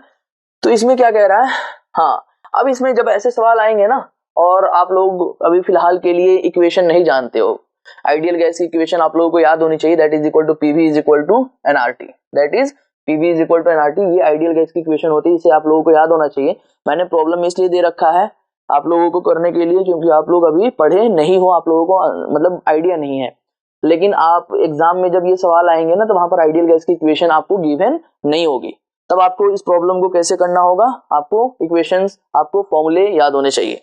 चलिए कह रहा है कि the dimension of the formula for universal gravitational constant, ये जो आर होता है ना, आर को हम यूनिवर्सल ग्रेविटेशनल कांस्टेंट कहते हैं, इसी का डायमेंशन निकालना है। तो हम चूंकि जानते हैं कि PV is equal to NRT में आर का डायमेंशन चाहिए हमें, तो आर को यहीं छोड़ो, बाकी सबको इधर लेकर के आओ, तो इक्वेशन क्या बन जाएगा पीवी अपॉन एनटी। चलिए अब लिखना स्टार्ट करते हैं। ये बताइए P is the pressure, P क्या है, P is the pressure, pressure का डायमेंशन अभी लिखा हमने, क्या होता है प्रेशर का dimension, force upon area, pressure का फोर्स क्या होता है, फॉर्मूला क्या होता है फोर्स अपॉन एरिया, फोर्स का डायमेंशन ml t की पावर -2, l स्क्वायर से डिवाइड करेंगे तो हमारे पास क्या मिलने वाला है ml की पावर -1 t की power -2, this is the dimension of pressure. निकाल भी चुका है पीछे, हम जाकर के देख सकते हैं आप लोग। v is the volume, volume का भी डायमेंशन निकाला हमने, l cube divided by n is the number of moles, moles का डायमेंशन क्या होता है mol, मैं लिखवा चुका हूं।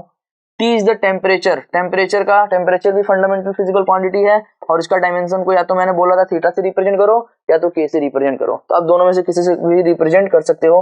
और यहाँ पर देखो दो और फिजिकल फंडामेंटल फिजिकल क्वांटिटीज के डायमेंशन इंट्रोड्यूस हो गए, ध्यान रखना इन चीजों का, केवल MLT नहीं आता है। यहाँ देखो M एक बार आया हुआ है तो लिख दो M, L की पावर -1 और L की पावर 3, 3 - 1 इज इक्वल टू 2, तो L की पावर 2, T की पावर क्या हो जाएगा -2, T की पावर -2, और यहाँ से बचेगा तुम्हारे पास थीटा, लेकिन थीटा की पावर 1 नीचे है तो ऊपर जाएगा तो थीटा की पावर -1, और मोल की भी पावर क्या हो जाएगा -1 हो जाएगा, मोल की power -1। This is the dimensional formula for universal gas constant, universal gas constant का ये डायमेंशनल फॉर्मूला होगा। तो अगर आप लोगों को ऐसा लग रहा है कि मैं जल्दी जल्दी ऐसा आगे बढ़ जा रहा हूँ तो आप लोग पॉज करके भी ना कर सकते हो, पॉज कर लो, पॉज करने के बाद ये जो चीजें हैं वो लिख लो, लिखने के बाद आप फिर रिस्टार्ट करके मतलब स्टार्ट करके देख सकते हो, ठीक है। चलिए आगे बढ़ते हैं। अगला सवाल है हमारे पास, the dimensional formula for the spring constant K is given by the, मतलब इक्वेशन आपको गिवन है, आपको ये इक्वेशन गिवन सवाल में नहीं होगी, यहाँ पर गिवन है इसलिए क्योंकि आप लोगों को आता नहीं है। स्प्रिंग कांस्टेंट का डायमेंशनल फॉर्मूला चाहिए आपको, आप लोगों को पता होना चाहिए बाद में कि जो हमारा वर्क डन होता है ना, वर्क डन का फॉर्मूला होता है हाफ kx², या और भी एक रिलेशन होता है स्प्रिंग कांस्टेंट का, that is equal to k into x, F is equal to k into x. यहाँ से k इज इक्वल टू क्या हो जाएगा, k इज इक्वल टू हो जाएगा force divided by x, x is the distance होता है, मतलब डिस्प्लेसमेंट कह सकते हैं, इलोंगेशन होता है, इलोंगेशन का भी जो डायमेंशन आता है वो एल ही आता है। फोर्स का डायमेंशन बता दीजिए आप लोग। फोर्स का डायमेंशन होता है एम एल टी की पावर -2 और एल इलोंगेशन का डायमेंशन क्या हो जाएगा, एल हो जाएगा। एल से एल कैंसिल आउट हो गया तो फाइनली जो डायमेंशन आता है वो होता है एम एल की पावर 0 और टी की power -2। This is the dimension of spring constant. यहाँ से भी निकाल सकते हो आप लोग। बताओ के, इसलिए तो डायमेंशन लेस हो गया। के इज इक्वल टू क्या हो जाएगा, W का dimension divided by x square का dimension. W is equal to M L square T की पावर -2 और एक्स का डायमेंशन होता है एल, तो एल का स्क्वायर, एल स्क्वायर ऊपर जाएगा तो एल स्क्वायर से एल स्क्वायर कैंसिल आउट हो गया, तो के का डायमेंशन हो जाएगा एम टी की power -2। This is the dimension of के। ठीक है, तो इस तरीके से किसी भी कांस्टेंट का हम डायमेंशन निकाल सकते हैं। ये तो हमने कर ही लिया। अभी हमने करा था जी का डायमेंशनल फॉर्मूला निकाला था हमने। इसके बाद से बोल रहा है कि I is the current, B is the magnetic field और L is the length। ठीक है, और यहाँ पर साइन थीटा आया हुआ है। अभी हम जब डायमेंशन लेस क्वांटिटीज पढ़ रहे थे तो उस डायमेंशन लेस क्वांटिटीज में, अब एक और चीज मैं आपको बता दूं, डायमेंशन लेस क्वांटिटीज में एक चीज मैंने नहीं पढ़ाया आपको। जैसे कोई फिजिकल क्वांटिटीज रेशियोज वाली होती है ना, ठीक है,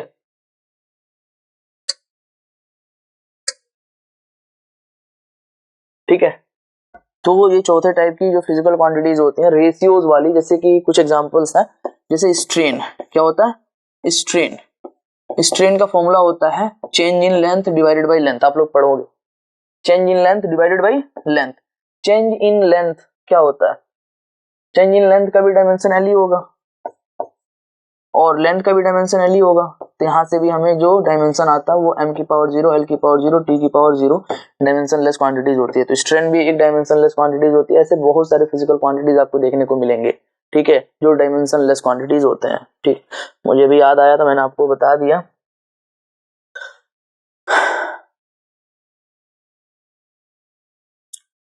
तो हमने यहाँ तक कर लिया था।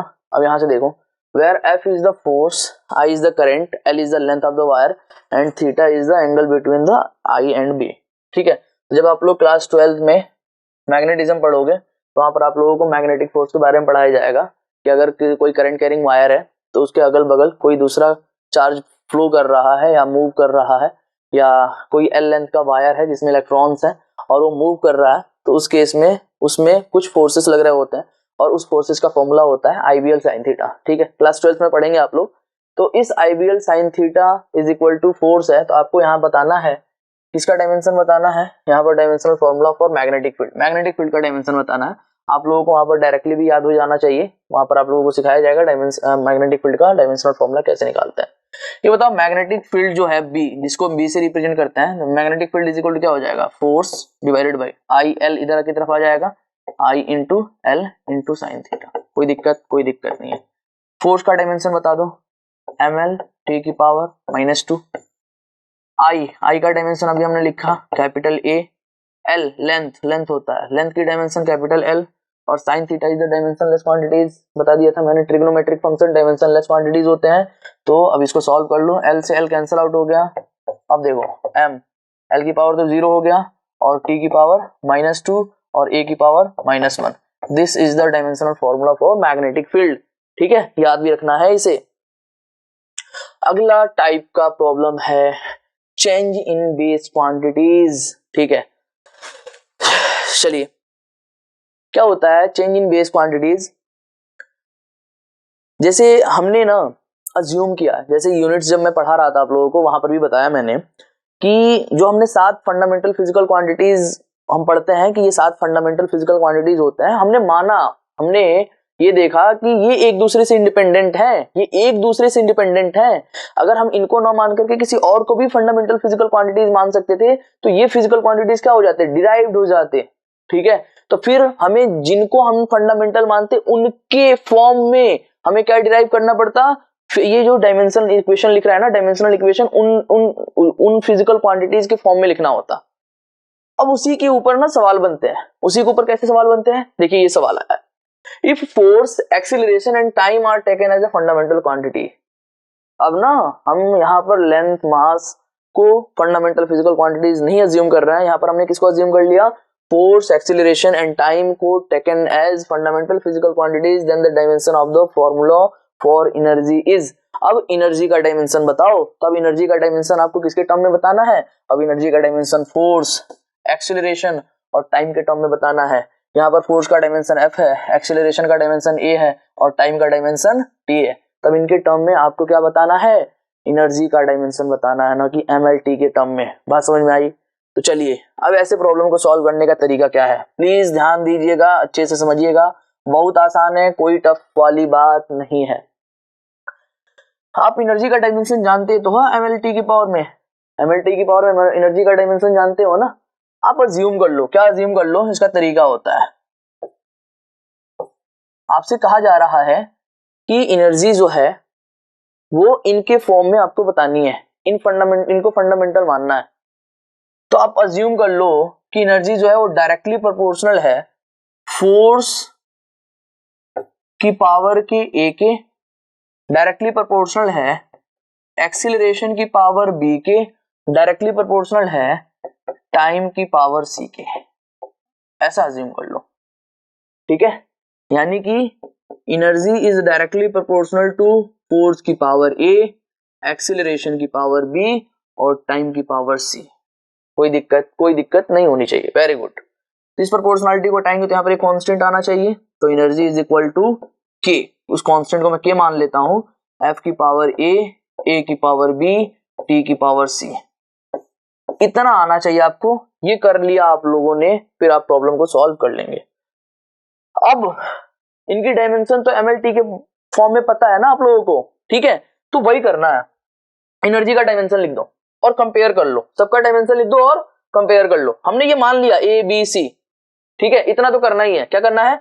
एनर्जी मान लेना है कि फोर्स की पावर A के डायरेक्टली प्रोपोर्शनल है, एक्सीलरेशन की पावर B के डायरेक्टली प्रोपोर्शनल है, टाइम की पावर C के डायरेक्टली प्रोपोर्शनल है। यहाँ पर एक कांस्टेंट आ जाएगा और ये कांस्टेंट हमारा ना डायमेंशन लेस होगा, ठीक है।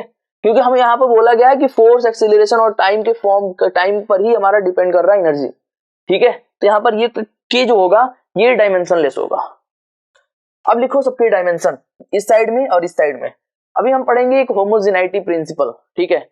वहां पर बोलता है इक्वल साइन हो, प्लस साइन हो, माइनस साइन हो, इनसे सेपरेटेड जो टर्म होते हैं उन सबकी डायमेंशन इक्वल होने चाहिए। यानी जो इसका डायमेंशन होगा वही डायमेंशन इसका भी होना चाहिए। कैसे? एनर्जी का डायमेंशन बताओ, M L की पावर 2 T की पावर -2। कोई दिक्कत? लिख दिया तुमने एनर्जी का dimension is equal to K का डायमेंशन 1, खत्म करो उसको। फोर्स का डायमेंशन बताओ, M L T की पावर -2, इसकी पावर कितनी है? A, लिख दो A इज द एक्सीलरेशन का डायमेंशन LT की पावर -2, LT की पावर -2। इसकी पावर कितनी है? B। T का डायमेंशन क्या हो जाएगा? कैपिटल T, इसकी पावर C। अब देखो क्या करना है तुम्हें करना ये है, सभी जगह देखो M कहां पर है, तो M केवल यहां पर है, M की पावर A, L की पावर यहां से A, L की पावर यहां से B। तो मैं लिख सकता हूं L की पावर A प्लस B। अरे जब A की पावर M हो इंटू A की पावर N हो तो पावर जुड़ जाते हैं कि नहीं जुड़ते हैं? वही चीज करा मैंने। अब यहाँ पर देखो टाइम की पावर, यहां से देखो -2 इंटू A तो -2A, यहां से देखो -2 इंटू B तो माइनस का 2B, यहां से देखो C प्लस C। तो ये हो जाएगा टाइम का पावर, L का पावर, M का पावर, और ये बराबर किसके है? M की पावर 1 के, L की पावर 2 के, T की पावर -2 के। अरे आया कि नहीं आया? बस इतना कर लेना है। इतना करने के बाद बताओ दोनों के डायमेंशन बराबर होना चाहिए ना।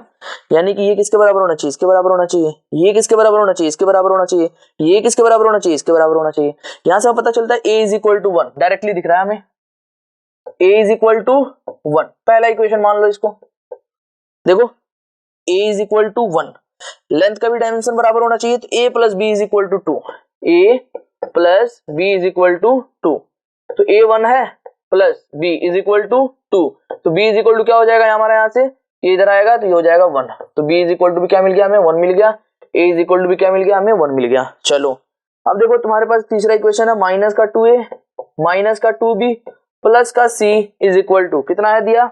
-2। कर दो, रखो A और B की जगह पर 1, तो -2 plus C is equal to -2, -2 से -2 कैंसिल आउट हो गया, ये -2 इधर जाएगा तो क्या हो जाएगा 2 हो जाएगा, तो C इज इक्वल टू आ गया 2। अब क्या करो, तुमने यही माना था ना, यही हमारी क्या है फॉर्मूला एनर्जी की, बस जहां जहां A है वहां वहां 1, जहां जहां B है, तो यहाँ पर देखो एनर्जी इज इक्वल टू क्या हो जाएगा K, F की पावर 1 आया ना, तो F की पावर 1, A की पावर B आया ना, A की पावर B और B इज इक्वल टू 1 आया तो 1, और T की पावर कितना आया C इज इक्वल टू कितना आया 2, तो ये हो जाएगा this is the formula for energy, this is the formula for energy.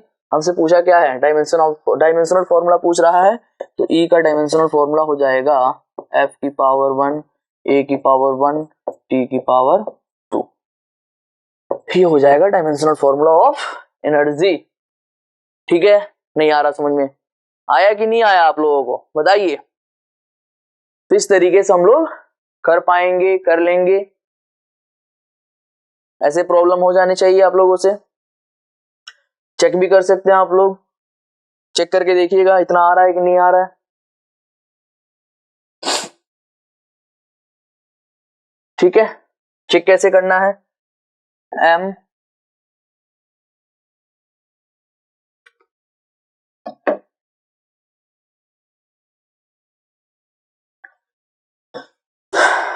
ठीक है, चलिए आगे देखिए, अगला क्वेश्चन है हमारा,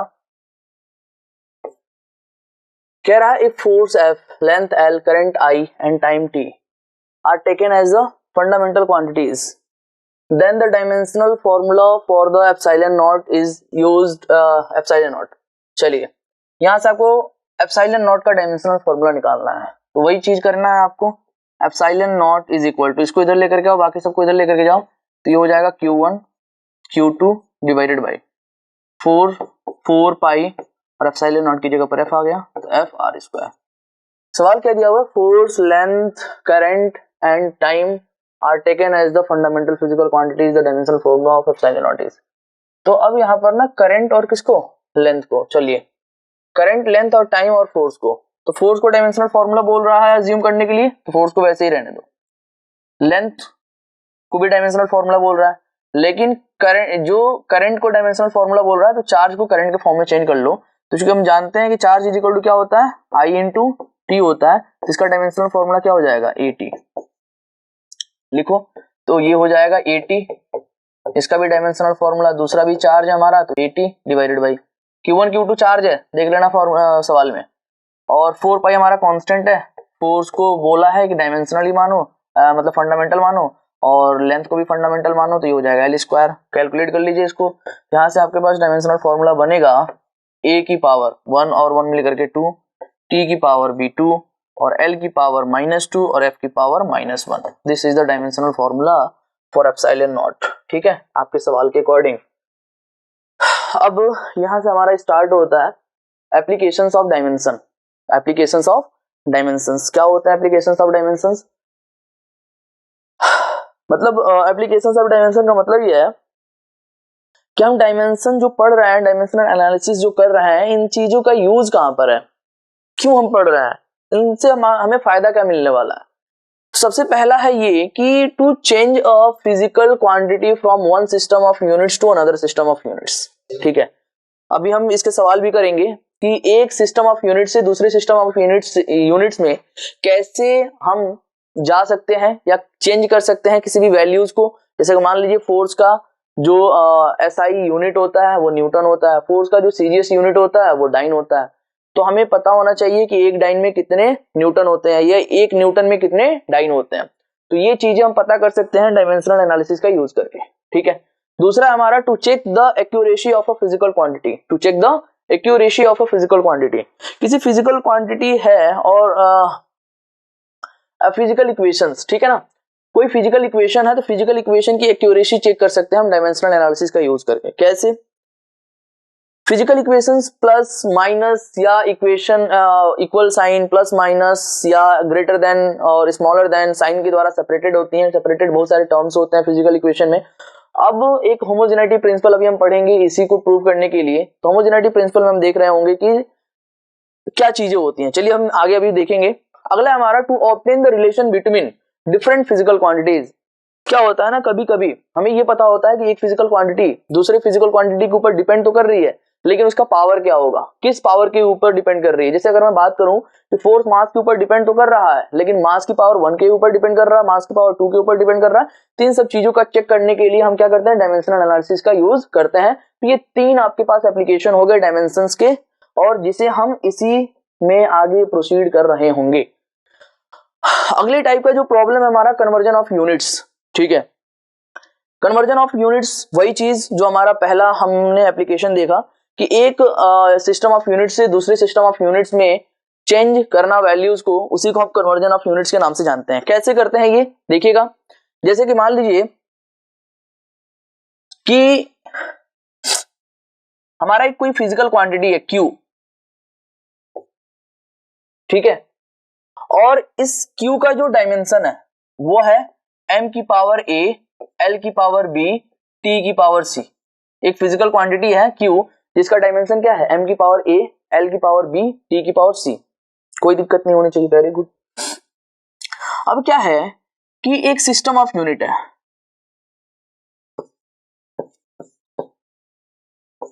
सिस्टम ऑफ यूनिट 1, इसके अकॉर्डिंग जो मास का यूनिट है ना वो है m1, जो लेंथ का यूनिट है वो है L1, और जो टाइम का यूनिट है वो है T1। पहले सिस्टम ऑफ यूनिट के अकॉर्डिंग जो मास का यूनिट है वो है m1, लेंथ का यूनिट L1, T का यूनिट T1। मतलब मास का यूनिट m1, L का यूनिट L1, T का यूनिट T1। तो बताओ इस फिजिकल क्वांटिटीज का यूनिट क्या हो जाएगा, इसके अकॉर्डिंग यूनिट क्या हो जाएगा, यूनिट हो जाएगा m1 की पावर a, L1 की पावर b, T1 की पावर c। वही तो होगा, अरे होगा कि नहीं होगा। तो यूनिट क्या हो जाएगा इसका, यूनिट वो हो जाएगा m1 की पावर a, L1 की पावर b, T1 की पावर c। यही हो जाएगी उसकी यूनिट। ठीक है, डायमेंशन नहीं है, यूनिट है। हमने माना कि पहले मतलब जो मास का यूनिट है पहले सिस्टम ऑफ यूनिट के अकॉर्डिंग मास का यूनिट m1 है, लेंथ का यूनिट L1 है और t का यूनिट T1 है, टाइम का यूनिट T1 है। तो उसी को हमने उसका यूनिट लिख लिया। जैसे हम लोग लिख रहे थे ना kilogram metre per second square से डायमेंशन लिख रहे थे, तो किलोग्राम मास की यूनिट है तो हमने लिखा मास की पावर 1। तो वैसे ही मास की जितनी पावर होगी उतनी ही किलोग्राम की भी पावर होगी ना, वही चीज है। हमने दूसरा सिस्टम अज्यूम किया, सिस्टम ऑफ यूनिट सेकंड। इसके अकॉर्डिंग मास का यूनिट m2 है, लेंथ का यूनिट L2 है और t का यूनिट T2 है। तो Q का यूनिट इसके अकॉर्डिंग क्या हो जाएगा, m2 की पावर a, L2 की पावर b, T2 की पावर c। ठीक है, ये चीजें हो जाएंगी। Very good. अब एक चीज हमने पढ़ी थी जब हम यूनिट्स पढ़ रहे थे, तो उसमें हमने देखा कि किसी भी फिजिकल क्वांटिटी का जब हम मेजरमेंट करते हैं तो उसका मैग्नीट्यूड जो होता है ना वो होता है कांस्टेंट। क्या होता है, कांस्टेंट। मैग्नीट्यूड होता है क्या है, न्यूमेरिकल वैल्यू इनटू यूनिट। तो अगर हम अज्यूम कर लें कि पहले वाले सिस्टम के अकॉर्डिंग न्यूमेरिकल वैल्यू n1 है, पहले वाले सिस्टम के अकॉर्डिंग Q का न्यूमेरिकल वैल्यू n1 है और Q का न्यूमेरिकल वैल्यू n2 है दूसरे सिस्टम के अकॉर्डिंग, तो मैं लिख सकता हूं n1u1। देखो पहले वाले सिस्टम के अकॉर्डिंग न्यूमेरिकल वैल्यू n1 है और यूनिट u1 है, और दूसरे वाले सिस्टम के अकॉर्डिंग न्यूमेरिकल वैल्यू n2 है और यूनिट u2 है। कोई दिक्कत, और इसके अकॉर्डिंग इसका मैग्नीट्यूड कांस्टेंट होना चाहिए। क्या होना चाहिए, कांस्टेंट होना चाहिए। तो ये दोनों एक दूसरे के बराबर होंगे। कोई दिक्कत, वेरी गुड। अब ये बताओ यहां से u2 इज इक्वल टू क्या लिख सकता हूं मैं, u2 इज इक्वल टू क्या लिख सकता हूं मैं, n2 को इधर लेकर के आओ, n2 सॉरी हमें n2 चाहिए ना, हमें न्यूमेरिकल वैल्यू चाहिए, यूनिट तो हमें पता है, हमें न्यूमेरिकल वैल्यू चाहिए। तो n2 क्या लिख सकता हूं मैं, ध्यान से देखना, n2 इधर रहने तो बाकी इधर इसको इधर लेकर के आओ। तो n1 और u1 अपॉन u2। ये बताओ u1 क्या है हमारा, ये है, तो मैं रख दूं यहां पर m1 की पावर a, L1 की पावर b, T1 की power c divided by u2 की जगह पर क्या रख दूं, m2 की पावर a, L2 की पावर b, T2 की पावर c। देखो मैं इसको थोड़ा सा ना सजा के लिखता हूं, m1 की पावर a, m2 की पावर a, क्या मैं होल पावर a लिख सकता हूं, यहां से मैं लिखूंगा m1 अपॉन m2 की पावर a, वैसे ही मैं लिख पाऊंगा L1 अपॉन L2 की पावर B, वैसे ही मैं लिख पाऊंगा T1 अपॉन T2 की पावर C। तो ये हो जाएगा हमारा N2। N2 is equal to this. एक और चीज, N1 छूट रहा है हमारा यहाँ पर, N1 और N1, N1 N1 N1। अब यहीं से हमारा एक फॉर्मूला बन जाएगा, यही फॉर्मूला बन गया हमारा। देखो N2 is equal to this, तो लिख रहा हूं मैं यहाँ पर N2 is equal to N1 M1 upon M2 की power A, L1 upon L2 की power B, T1 upon T2 की पावर C। ये फॉर्मूला बन गया हमारा यूनिट कन्वर्जन का। और ये फॉर्मूला कैसे आया? डायमेंशनल एनालिसिस की हेल्प से आया। अब यहां पर देखिएगा ध्यान से, क्या है A क्या है? Dimension of mass. B क्या है? Dimension of length. C क्या है? Dimension of time. M1 क्या है? Unit of mass in first system of unit, unit of mass in first system of unit, unit of length in first system of unit, unit of time in first system of unit, unit of mass in second system of unit, unit of length in second system of unit, unit of time in second system of unit. N1 is the numerical value in first unit, N2 is the numerical value in second unit system of unit। बात समझ में आया कि नहीं आया? ये formula use करके हम प्रॉब्लम को सॉल्व कर रहे होंगे। चलिए आगे देखते हैं और प्रॉब्लम को सॉल्व करते हैं।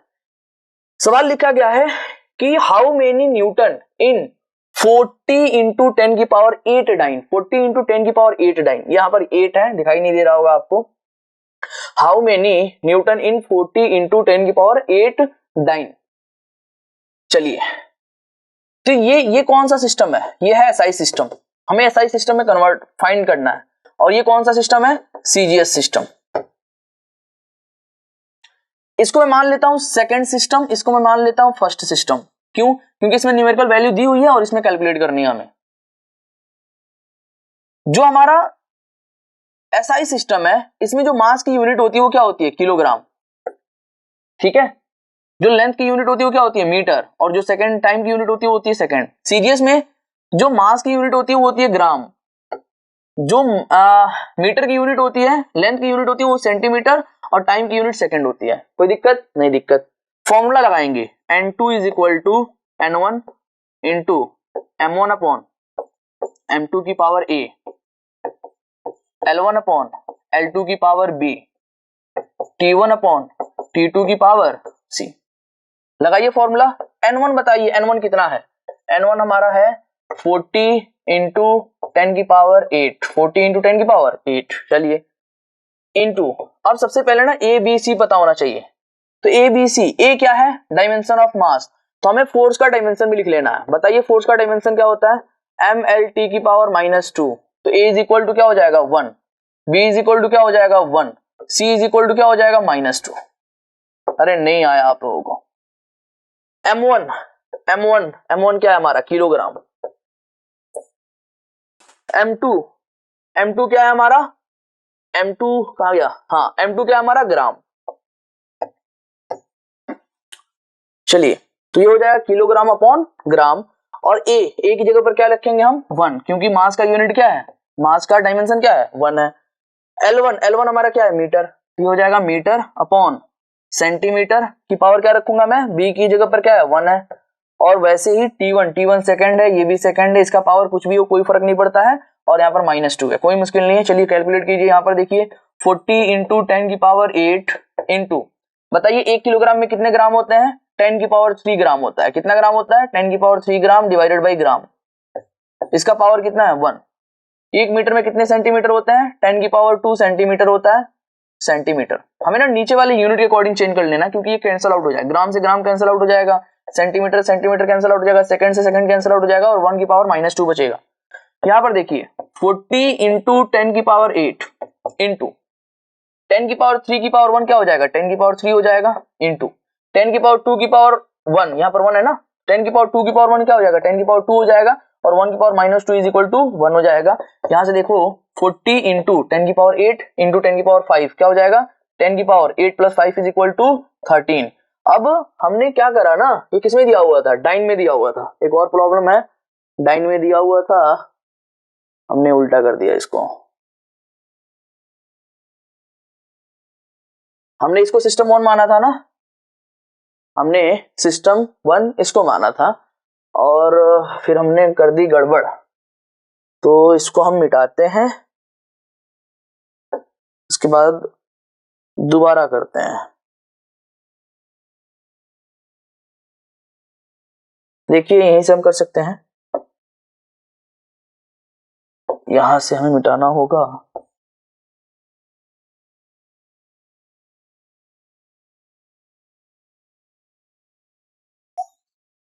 चलिए कोई मुश्किल नहीं है। ये बताइए, हमने सिस्टम 1 इसको माना है ना, डाइन वाले को, तो पहले ऊपर इसको रखना हमें, ठीक है। तो M1 की जगह पर रखना हमें ग्राम और नीचे रखना है किलोग्राम, ठीक है, इसका वाला यूनिट। पावर क्या रखेंगे 1, ऊपर रखना है सेंटीमीटर, नीचे रखना है मीटर, पावर क्या रखेंगे 1, फिर और यहाँ पर सेकंड, यहाँ पर भी सेकंड, पावर हो जाएगा -2, तो ये तो कैंसिल आउट होकर के 1 हो गया, 1 की पावर -2 खत्म। कैलकुलेट कीजिए तो ये हो जाएगा 40 इंटू 10 की पावर 8 इंटू ये हो जाएगा ग्राम और ये हो जाएगा 10 की पावर 3, 10 की पावर 3 ग्राम, किलोग्राम की जगह पर ग्राम से ग्राम कैंसिल आउट, 10 की पावर 3 की पावर 1, 10 की पावर 3 और पावर नीचे है तो ऊपर जाएगा तो क्या हो जाएगा 10 की पावर -3 हो जाएगा। वैसे ही ये 1 मीटर में क्या हो जाएगा 10 की power 2 centimetre, centimetre centimetre cancel out, 10 की पावर 2 ऊपर गया तो 10 की पावर -2 और वहां से क्या मिल रहा है हमें 1 मिल रहा है। अब इसको जब कैलकुलेट करेंगे तो ये हो जाएगा 40 इंटू 10 की power -3 -2 -5 plus 8 is equal to +3, क्या हो जाएगा +3। और ये कितना था, ये था हमारा 40 इंटू 10 की पावर 8 डाइन, 40 इंटू 10 की power 8 dyne is equal to इतना जूल। इसके पहले हमने डिराइव भी कर रखा है कि 1 डाइन इज इक्वल टू, फिर जूल लिख दिया मैंने, न्यूटन है ना ये, ठीक है। 1 डाइन इज इक्वल टू 10 की पावर -5 न्यूटन होता है, ये फॉर्मूला होता है, आप लोग याद रख लीजिएगा। हम यहाँ से डायरेक्टली भी कर सकते थे हमें याद अगर होता तो, लेकिन हमने यहाँ पर सीखा कि डायमेंशनल एनालिसिस का यूज कैसे करना है। चलिए आगे बढ़ते हैं। हाउ मेनी अर्ग इन 5 जूल, ठीक है। हम जानते हैं कि 1 जूल इज इक्वल टू 10 की पावर 7 अर्ग होता है, तो 5 joule is equal to 5 into 10 की पावर 7 अर्ग हो जाएगा, डायरेक्टली हम कर लेंगे। लेकिन डायमेंशनल एनालिसिस से कैसे करें इसको, डायमेंशनल एनालिसिस से इस प्रॉब्लम को कैसे करेंगे, आंसर तो यही आएगा, आप लोगों को याद होना चाहिए, ठीक है। डायमेंशनल एनालिसिस अगर हमें करना हो तो कैसे करेंगे, वही प्रोसीजर अपनाएंगे, जो दिया हुआ है ना उसको हम N1 कंसीडर करेंगे और जो निकालना है उसको हम N2 कंसीडर करेंगे। तो इसकी इसमें जो वैल्यू आएगी वो N2 आएगी और N1 इज इक्वल टू हमें 5 दिया है, ठीक है। तो चलिए कर लेते हैं, N2 का फॉर्मूला लगाइए, N1 कितना दिया हुआ है 5, बताइए इसका जूल है ना, जूल क्या है वर्क, तो वर्क का यूनिट क्या होता है, डायमेंशन क्या होता है ml² t की पावर -2। चलिए मास, जूल से हमें अर्ग में जाना है, जूल SI यूनिट है, इसमें किलोग्राम लेंगे और M1 वाला हमारा ऊपर होता है, इसको हमने N1 लिया है ना, तो इसका वाला M1 L1 L2 लेंगे। चलिए मैं इसको थोड़ा सा डिटेल में ही कर लेता हूं आप लोगों की आसानी के लिए। चलिए हमें कन्वर्ट करना है इसको, तो देखिए M1 बराबर हो जाएगा किलोग्राम, L1 बराबर हो जाएगा मीटर और T1 बराबर हो जाएगा सेकेंड। किस में कन्वर्ट करना है, अर्ग में कन्वर्ट करना है, यानी CGS यूनिट। CGS यूनिट में मास का यूनिट क्या होता है ग्राम, लेंथ का यूनिट क्या होता है सेंटीमीटर और टाइम का यूनिट क्या होता है सेकेंड। N1 हमें कितना दिया हुआ है, N1 दिया हुआ है 5 जूल, पुट कर लीजिए, बताइए M1 अपॉन M2 तो किलोग्राम अपॉन ग्राम और साथ में ABC भी लिख लीजिए। तो ABC कहां से मिलेगा, हमें डायमेंशन से मिलेगा, तो A is equal to 1, B is equal to 2 और C is equal to -2, put कीजिए, तो A is equal to 1 into L1 upon L2 तो मीटर अपॉन सेंटीमीटर की पावर क्या लिखूं मैं 2, फिर T1 अपॉन T2 तो S अपॉन सेकेंड की पावर क्या लिखूं मैं -2, कर लीजिए कैलकुलेट। देखिए 5 किलोग्राम 10 की पावर 3 ग्राम नहीं आया, अपॉन ग्राम, मीटर 10 की पावर 2 सेंटीमीटर अपॉन सेंटीमीटर, ठीक है, और सेकंड से सेकंड कैंसिल आउट हो गया, 1 की पावर -2 और इसकी पावर क्या है 2 है, सेंटीमीटर से सेंटीमीटर और ग्राम से ग्राम कैंसिल आउट कर दो, यहां से बचेगा 5 इंटू 10 की पावर, यहां पर पावर 1 है तो 10 की power 3 into 1 is equal to 3 into 10 की पावर यहाँ देखो 10 की पावर 2 का स्क्वायर है तो 10 की पावर 4, तो यहाँ पर क्या हो जाएगा 5 इंटू 10 की power 3 plus 4 is equal to 10 की पावर 7। अब क्या था हमारा, ये 5 जूल था ना, यानी कि 5 जूल जो है वो इतने अर्ग के बराबर है। वही आंसर आया कि नहीं आया, देखो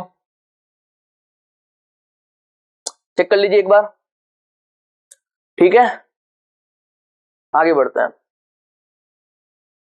अगला सवाल है हमारा, the value of gravitational constant is G is equal to इतना in SI units, convert it into CGS system of units. सबसे पहले तो जी का आप क्या बताएंगे, डायमेंशन बताएंगे। अभी हमने निकाला m की पावर -1, l की पावर 3 और t की पावर, अभी हमने निकाला था g का डायमेंशन,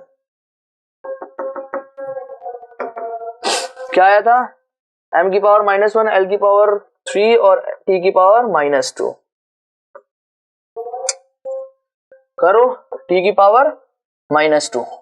ठीक है, चलिए बस वही करना है आपको। किसमें, हमें एसआई यूनिट में दिया गया है और सीजीएस यूनिट में निकालना है।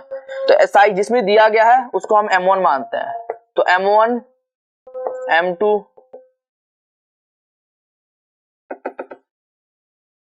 m1 l1 t1 CGS unit में, तो ये हो जाएगा किलोग्राम, ये हो जाएगा मीटर, ये हो जाएगा सेकंड। उसके बाद से किसमें हमसे पूछ रहा है, हमसे पूछ रहा है m2 is equal to CGS unit में पूछ रहा है, तो ये हो जाएगा ग्राम, ये हो जाएगा सेंटीमीटर, ये हो जाएगा सेकंड। ठीक है, उसके बाद से convert it into CGS system of units. ठीक है, तो n1 हमें कितना दिया हुआ है, n1 हमें दिया हुआ है 6.67 इंटू 10 की पावर -11।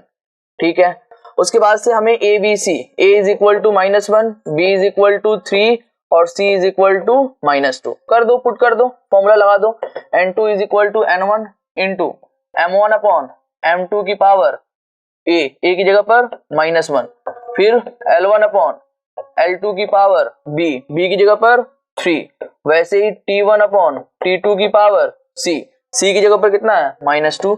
ये पुट करके देखो आंसर कितना आ रहा है, इस तरीके से हम कैलकुलेट कर लेंगे, आप लोग कैलकुलेट कर लीजिएगा। आगे बढ़ते हैं हम।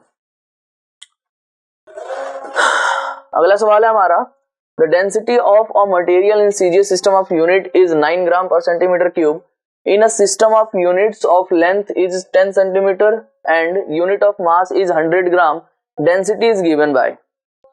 ठीक है,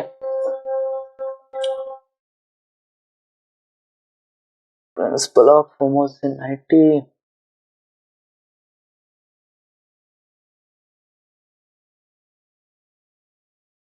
चलिए इसको कर लेते हैं सॉल्यूशन। कह रहा है the density of the material in CGS system of unit, n1 दिया गया हमें 9 और सीजीएस सिस्टम में दिया गया है तो m1 l1 और t1 सीजीएस सिस्टम में दिया हुआ है, तो m1 हमारा ग्राम हो जाएगा, जो दिया रहेगा ना उसका हम m1 l1 t1 में लिखेंगे, और l1 हमारा क्या हो जाएगा सेंटीमीटर और t1 हमारा हो जाएगा सेकंड। चलिए उसके बाद क्या कह रहा है कि in a system of units of length 10 centimetre, मतलब एक ऐसा सिस्टम ऑफ यूनिट्स हमें क्रिएट करना है जिसका length L2 is equal to कितना हो 10 सेंटीमीटर, तो इसकी जगह पर 10 सेंटीमीटर लिख दो। मास कितना हो, M2 इज इक्वल टू कितना हो हमारा 100 ग्राम हो, मास हमारा कितना हो 100 ग्राम। ठीक है, उसके बाद से और कुछ नहीं बोला है, यानी कि T1 हमारा सेकंड ही होना चाहिए, कोई मुश्किल नहीं। और डेंसिटी है वैसे भी T1 का कोई यूज नहीं है। बताओ डेंसिटी का डायमेंशन क्या होता है, m l की पावर -3, यही तो होता है डायमेंशन। तो a की पावर क्या हो जाएगा, a की पावर क्या हो जाएगा 1 और b की पावर क्या हो जाएगा -3, बस लगा दो फॉर्मूला। क्या लगाओगे, n2 is equal to n1, m1 बताओ कितना ग्राम अपॉन m2 कितना हमारा 100 ग्राम, लिख दो बस, कुछ नहीं करना है।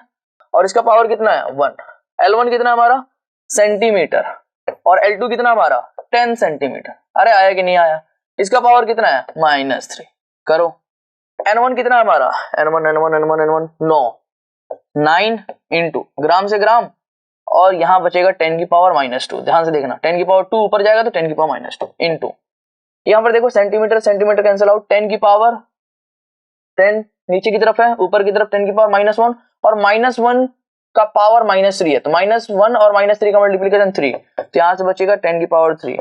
फाइनली क्या हो जाएगा 90, क्या हो जाएगा 90।